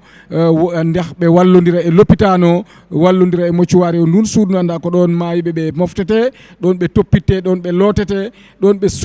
waɗente suturaji maɓɓe si waɗi ha ɗon kadi wawa kontinde na wawi ko min na wawi ko goɗɗo na wawi ko an e na wawi ko musidɗo am na wawi ko musidɗo ma na wawi ko musidɗo foof si waɗi nden ko suudu foof enen foof tinnoɗen hen nden joni en tottay hono wiyete bandirawo men debbo si waɗi kankone o haalana en e ɗemgal coosoy on jarama imam comme mbaɗigol ngafale no ñamen ɓe pipeline mosque ñande pipeline mosque ɗum ngafale ko ɗum komanto eɓe téléthon programme o leke kam mbi yalan ko eɓe koɗo ñinde kan koɗo mbi yalan ko manque pour pipeline mosque dammati bari ɓe sate mo beele makoye kan comme komanto ngaji ɓe e prisons bonde pipeline mosque buloɓe prisons kotole ike makoye pipeline mosque mo damma fana dema eka mul makoye sate kono min yalan koye bulomi ko ɓen sako sunkaro kono nga muccori fanaji janneya bonde jang pipeline mosque buloɓa kotole o fana dammante pipeline mosque ɓe l'hôpitanol mako kanin ku jama jama mi yalan ko pipeline mosque buloɓe je wo kamala walanna binata si jang comme sangolto kaka ñamin ñine nata nan comme covid ye ku jama labatandi pipeline mosque nata jambi pour kañin téléthon programme oke ndunal bala screenol jibe kalba nombal jela je nombal mi yalan ko al sol call nole afrisol number bije al sa call keno jang momoy min soto isa play jang ya fo ko be pipeline mosque mako la wala pour be ñing kol min beke ke sa mol mako no wala international number fana bijele al sa call keno nombal fana la le pour ka pledge ke bari fana bank details sol fana bijele mi yalan ko al sa call ko fana al sa la ko dul sennol fana to le pour ka pipeline mosque mako time mo bita kanne woto mbadengol mbadan na jang master Ndiaye fana bijena mi yalan ko be tabulation o kala jata mela ka to dul bije man call ke ye text message ol ki kaje ko ye kudul min soto ila faka min la fa pipeline mosque woto kamala be microphone di la modlamin sola pour update ke janne microphone di la master Ndiaye modlamin. Thank you very much. We're very close to ending of the telethon. We're at the closing stages. Now we've showcased all the videos, all the areas that the Pipeline Mosque is actively involved in. You've seen the videos on the hospital, the prison, the community outreach, and the mortuary. And you've seen highlights of the mosque leadership and what the mosque is all about. We've been taking pledges. We've been tabulating as many as we can. People are pledging or donating on many different platforms. AfriMoney is one of them. GoFundMe, Pink Money, Koringo, and the bank accounts that have been given. So it may be difficult maybe to get all these details, but for the ones that we're able to tabulate right now, we have the mosque treasurer, Master Ndiaye, to give a report on that. And right after that, we'll then go into the closing sessions of this telethon. Master.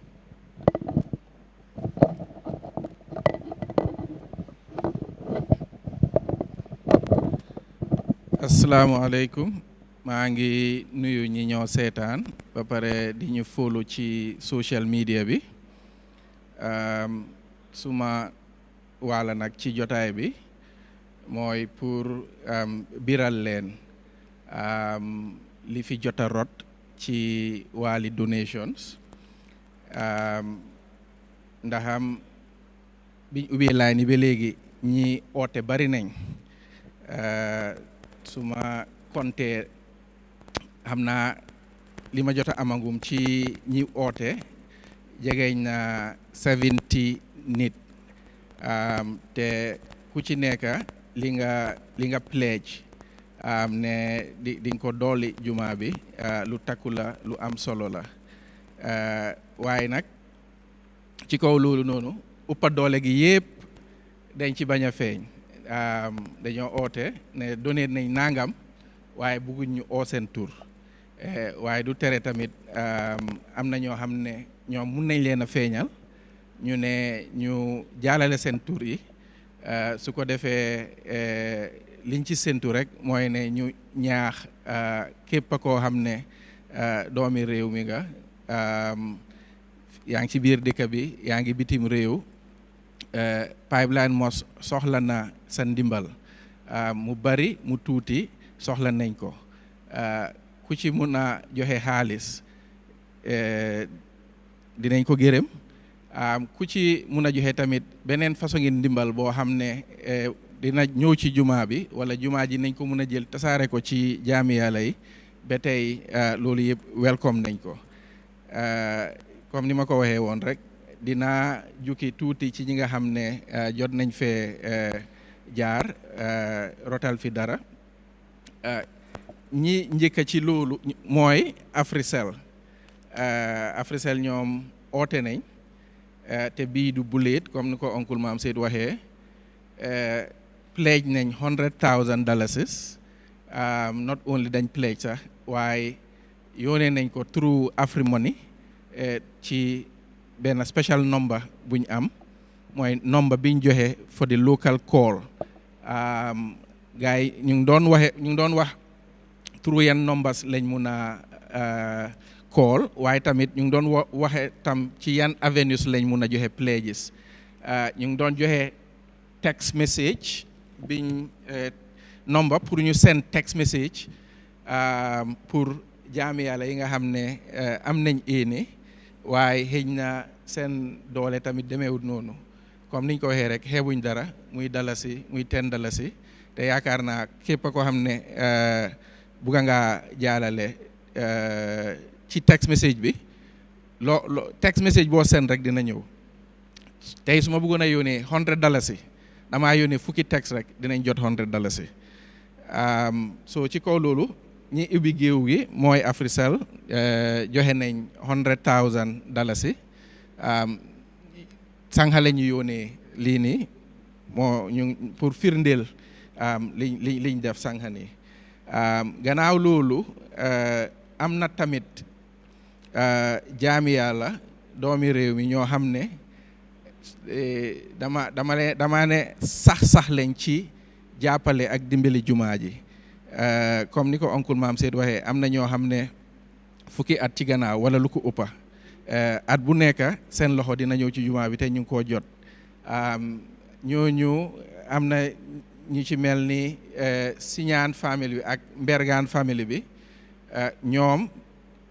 seen donation si biñ ko dajalee mut na $60,000 Sidi Sané ak famille Alaaji Mood Jayte ñu ngi jël opportunité pour jaale famille bi ci li ñu suñ maam boobu déddu tey di ko ñaanal yàlla njéegal ak yërmande yàlla welcome ko ci barsàq yu kowe yi te xaare ko aljana firdaws ñu ngi jël occasion bi pour jaale mbokk gi yëpp ñoom it seen loxo ñëw na comme toujours joxe nañ $50,000 njobooti MD Sala ñoom tamit at bu nekk seen loxo dina ñëw joxe nañ $25,000 njobooti Alaaji Badu John bi fi jógee barka démb rek moom it njobootam joxe nañ $10,000 famille Alaaji Laalo Samate ñoom tamit joxe nañ $10,000 Abdoulaye Bax Touré moom it kool na sànqani pledge $10,000 am na benn ndaw bu ñu ooyee Ajaratu Haja Diallo moom mu ngi ba Gaana moom it oote na mu pledge $5,000 ku ñu ooyee Makayra Njaay ak ay xaritam moom it pledge nañ $17,000 ndaw su ñooy ooyee Hadajatu Diallo Jaañ moom it pledge na $5,000 comme ni ma ko waxee woon ñi oote joxe seen pledges yi suñ ko doon tali fu mu nekk nii war nañoo romba 70 calls waaye comme niñ ko waxee rek jotaay bi dañ ko def pour ubbi programme bi waaye programme yi donation bi dafa dox ba kerek bi si gaamo gi samedi jii di ñëw so képp koo xam ne am nga éene pour def sa pledge si comme niñ ko waxee woon rek su dee yaa ngi ci dëkk bi ba tey nomba siñ joxe woon 791 3349 soo ko koolee local call di nga am ku la uyu te dina receive sa pledge bi wala dimbali la wax la fooy jaarale sa xaalis bi bañ ko jot képp koo xam ne tam bugga nga ñoo jot te yaa ngi bitim réew mun ngaa oote ci WhatsApp number 780 8808 foofu tam soo fa ootee wala nga drop fa message dinañ ko jot ba pare dinañ xam naka nga def bañ jot sa xaalis wala sa ndimbal ñi nga xam ne nag ñu ngi Amérique te bugga yónnee xaalis ñu ngi wax ne soo koolee ci Zelle number bi muy 614 816 9771 soo fa jaaralee sa ndimbal tamit dinañ ko jot ñi nga xam ne ñu ngi nekk ci side yi Europe gi bugg a yónnee xaalis suñ munee download Ping Money app bi luñ fa yónnee ci turi Pipeline Mosque Foundation tamit dinañ ko jot waaye ba tey maa ngi fàttali rek mbokk yi nga xam ne tamit bugg nañoo yónnee ci jaarale ko ci texte bi da ngaa send text ci number 1872 nga text PMF su boobaa dinañ jot xaalis bi ci gàttal daal lii moo fi jot a rot waaye ñu ngi leen di jaajëfal di leen gërëm di leen santa di leen ñaan ba pare tamit di leen fàttali rek ne donation bi emut ci waxtu yiñ ibi line si nii rek waaye dafa continuer ba next Saturday ku jàllale rek ci medium siñ ubbi nii incha allah dinañ jot xaalis bi te ci bési gaamo gi dinañ biral liñ jot a dajale naka la tool waaw uncle maam Seyd mu ngi ma fàttali traditionally dañ daan def gaamo gi fundraising yi gaamo bi separate from the fundraising pour social intervention si iftar beeg yooyu noonu waaye bi yoon yàlla dafa def gaamo gi coïncide ak commencé weeri koor gi moo tax ñu boole affaire bi yëpp oncle maam Seyd mu ngi maa fàttali ne fundraising bi du em sax ci période yi gaamo bi waaye na dugga be ci période yi weeri koor bi te ba tey su boobaa tamit lines yooyu ñu ngi ubbi rek luñ fa jàllale rek dinañ ko jot incha allah waaw na salaamaaleykum. jërëjëf Master li ma cee yokk rek mooy ne am nañ traditional donors yoo xam ne parastatals lañ officials lañ ñu ngi leen di bàyyi xel bu baax a baax ñoom ñëpp dinañ jot seen leetal fan yi pour liñ dee def ci weeri koor gi te loolu am solo la ñu ngi leen ko fàttali pour next week dinañ ñu gis ne ñëw ci seen offices yi ñu ngi leen di bàyyi xel pour ñëw tudda seen tur waaye ñoom xam ne ñun xam nañ leen ñu ngi ñaan yàlla may ñu fekkee loolu ci jàmm ak salaam.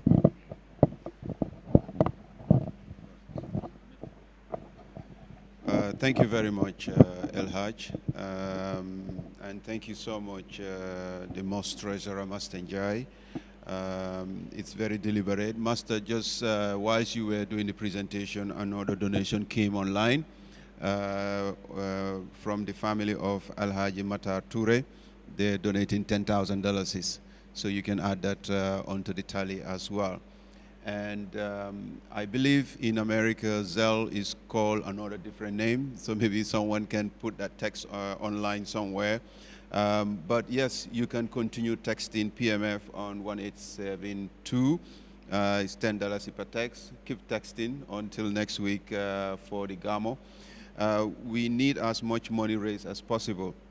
Now we are at the closing session. I will be summarizing each of the components. You've seen a lot of moderators that came and moderated the sessions. I will be calling them in to give a short summary, and then we'll close the telethon shortly. For my session, which was the hospital, and regarding the mosque as well,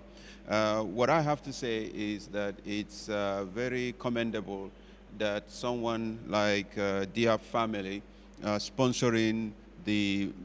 Serekunda Hospital bed seats for the past many years, more than a decade, 10 years actually, fully sponsoring it.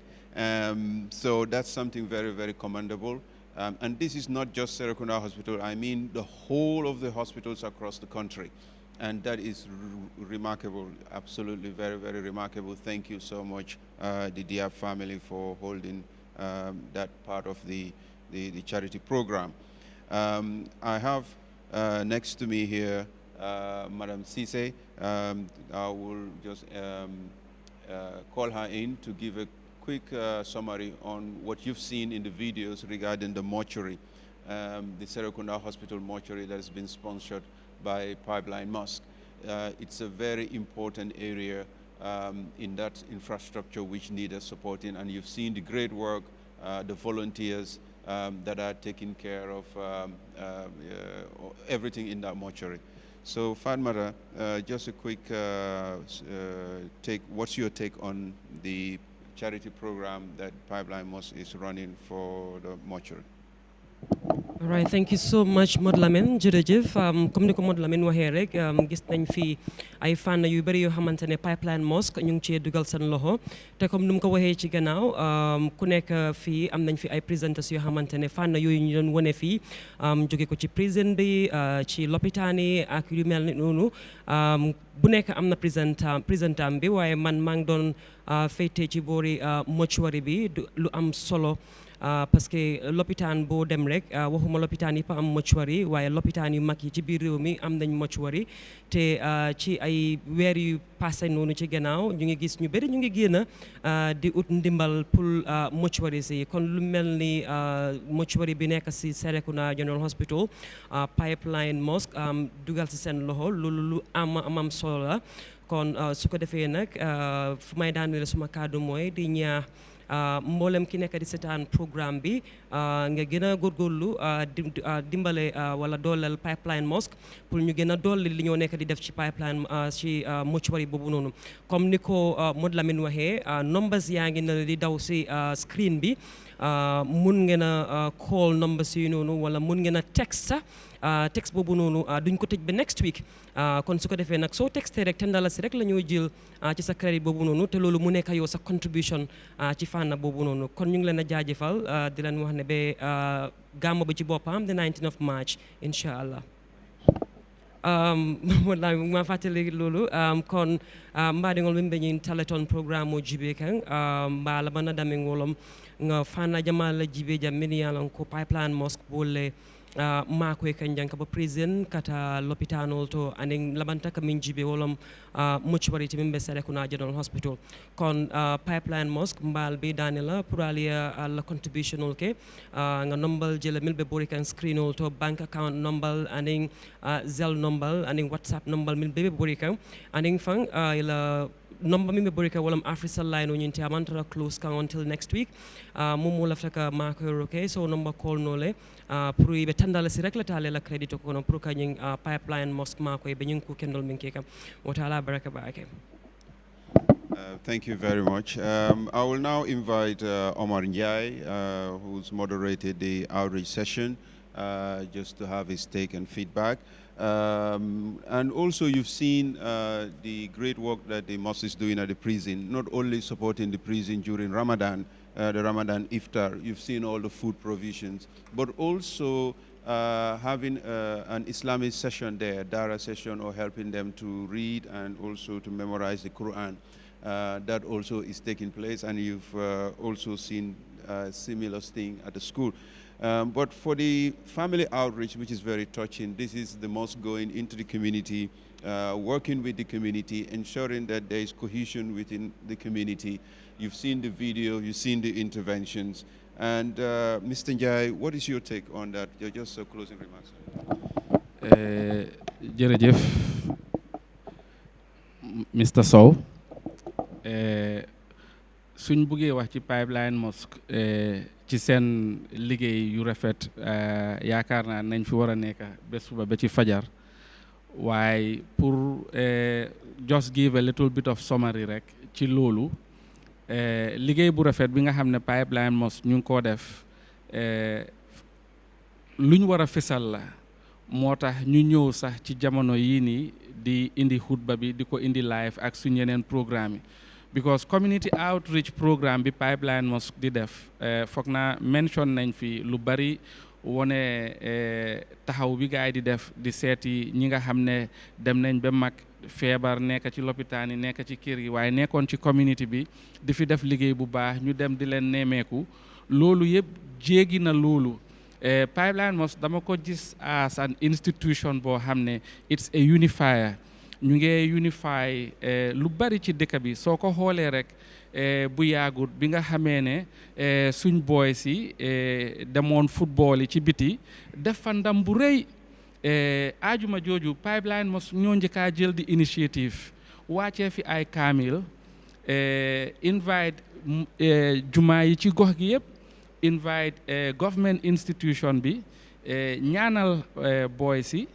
waxtaan fi waxtaan yu am solo defoon nañ fi xutba bu am solo boo xam ne loolu dafa tooyalaatoon xol yi pour jël xol yi nit ñi delluwaat pour nekk benn loolu gis nañ Pipeline Mosque def na ko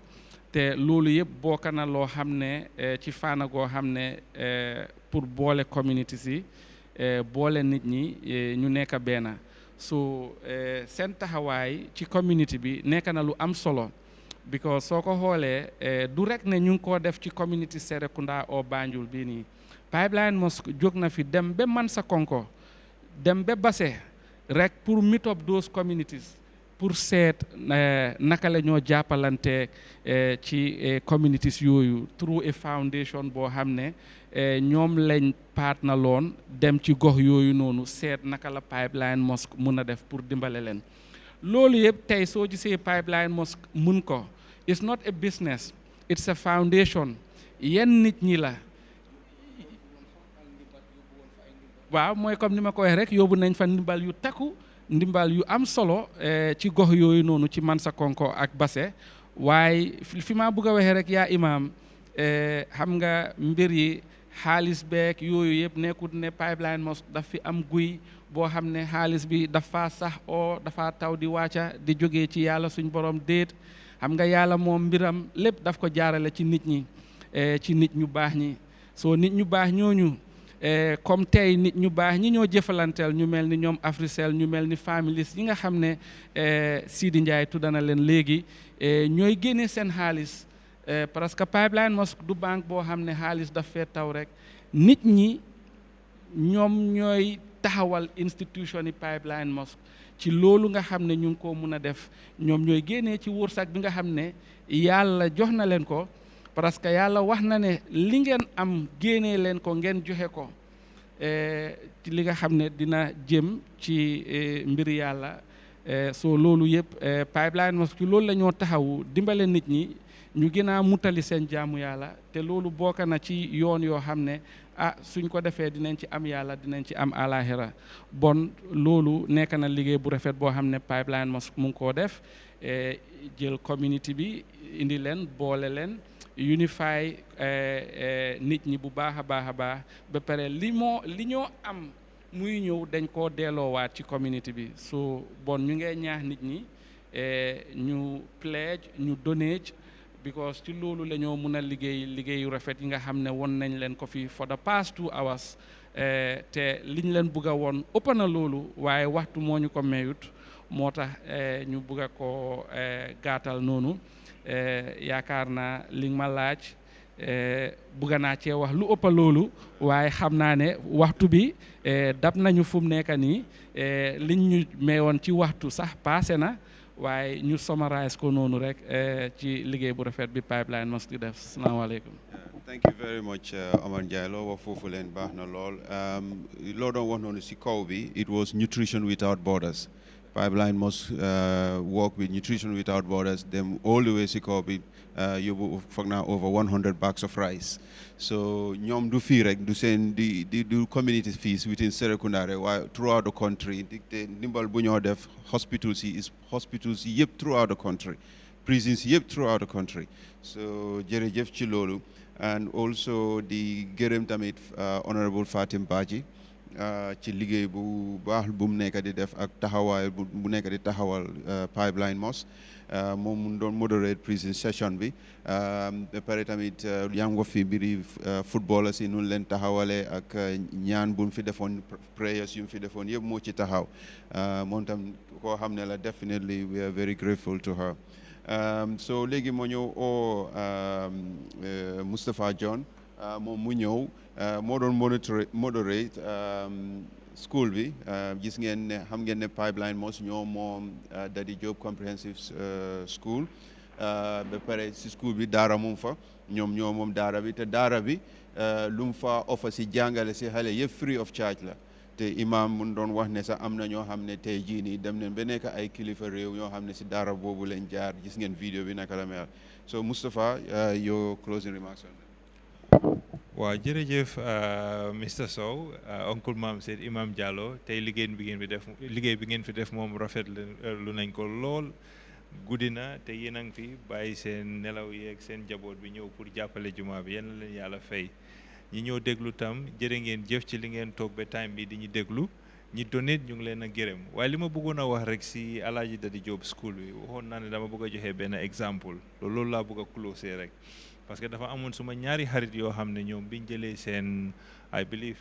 exams yi amuñu woon cut-off bi yàlla def school bi jàppale leen waaye suma xarit yooyu kenn si ñoom léegi dem na ba nga xam ne ingénieur la bokk na si ñi nga xam ne ñoo build airport bi Sénégal te fu mu nekk nii wax na ma ne sax si projet yi tali yi ñu war a am Gambia fii am na compagnie bu mu war a liggéeyal keneen ki moom it fu mu nekk mu ngi bitim réew waaye mu ngi def business te successful na ci business bi so li ma bëgg a wax foofu rek mooy ne bu doon school bi tey ñooñu xëj na loolu du leen dab yàlla leen ibil yoon boobu noonu waaye jumaa bi tam taxaw nañ pour provide school bi nga xam ne jàppale na xale yooyu noonu ba tey tekki nañ di jëriñ seen boppa jëriñ seen njaboot jëriñ community bi jëriñ Gambia so looloo baax ci liggéey bi ñoo def nii so jàppaleen ci rek ngeen donate comme ni ko gars yi waxee fii booba benn tey jërë ngeen jëf waaw ñun ñoom kontaan nañ te incha allah ñu ngi fi pour yéen daal asalaamaaleykum. Thank you so much, Mustafa. Lower Fufulen definitely one a good example. And there are many stories like that. Yumadega. School B has been around for a decade. Darabi is around for a decade. It's an impact just nenko si society. Then si category of most leadership bi ma calling Aliou Badara Senghor mo moko moderate pour mu jox ñu his intervention. Leadership bi si mosque bi fii nii yéen gis ngeen ko wane neen vidéo bi yaa ngi am foundation bi mu ngi am executive committee nga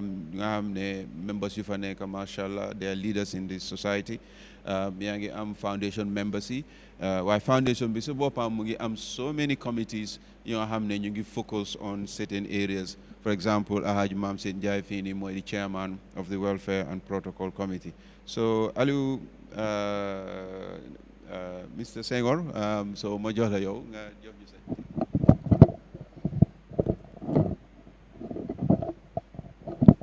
asalaamaaleykum jërëjëf Mr. Sow maa ngi leen di nuyuwaat yéen ñëpp suñu spectators yi maa ngi also nuyu suñu kilifa yi toog ak ñu nekk seen kër yi di ñu seetaan so di bantuwaat wax bi rek bu ñu fi wax rek I think am ngeen chance pour gis liggéey bu jumaa bi nekk di def te soo gisee liggéey boobu noonu yëpp mu possible dafa fekk quality of leadership ak njiit bu nekk si jumaa bi te du tey jox nañ la little bit affaire history ñun jagleel gaamo bu ñëw nii suñ kilifa yu jiitu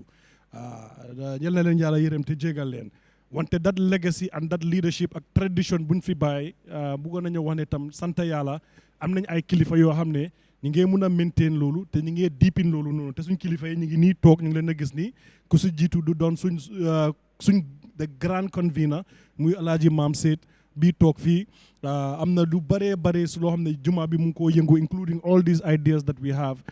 is a really strong driving force behind all of this. So ñi ngee ñaan ne this leadership na mun a continuer incha allahu rabi ñi ngi am ay young xale tam ay kilifa ñoo xam ne tam ñi ngee jël responsibility tam maa si ñoom Mr Sowi ñoom Mr Ndiaye ñoom Mr John ñoo xam ne they playing a very active role di toppa si tànki suñ kilifa yu ñu woon. So ñi ngee ñaan tam pour continuer di toppa foofu noonu nga xam ne liggéey juma bi na mun di continuer si liggéey bu rafet bu mu nekka ñu ngi leen di ñaax nag yéen ñëpp ñuy seetaan any little contribution that you can have to support the work that Mosque bi mu ngi koo def we will greatly appreciate it. Again, contributions from Europe, please. We have ping money from Europe or from the UK, Zelle from the US, and also locally we have the AfriCell number and the short code as well. So please send in your contributions. Thank you very much, and we look forward to welcoming you all Sigamo next week, inshallah. Thank you, Mr. Saul.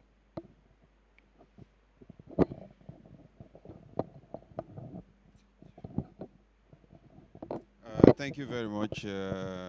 Badu, for that very great intervention. So, viewers, ladies and gentlemen, we've now come to the closing session of this Telethon program. Now, the final piece is just to hand over to Alhaji Mam Senjai, who is the chairman of the Welfare and Protocol Committee of the Pipeline Foundation, to give his closing remarks, and Imam, Deputy Imam Jallo, to do the final prayers, and then we'll say goodbye till next week when we have the Gamo, which will be a hybrid Gamo. It will be online on all social media platforms, on TV, radio, and terrestrial TV, satellite TV as well. So now I'll just invite Alhaji Mam Senjai to give his closing remarks.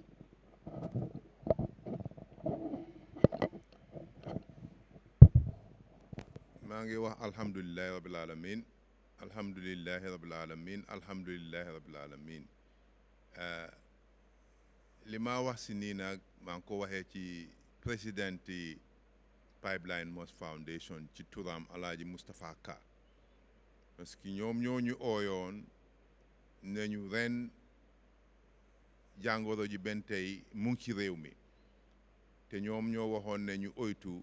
yàlla def last year amuñ traditional gàmmo ren tam amuñ ko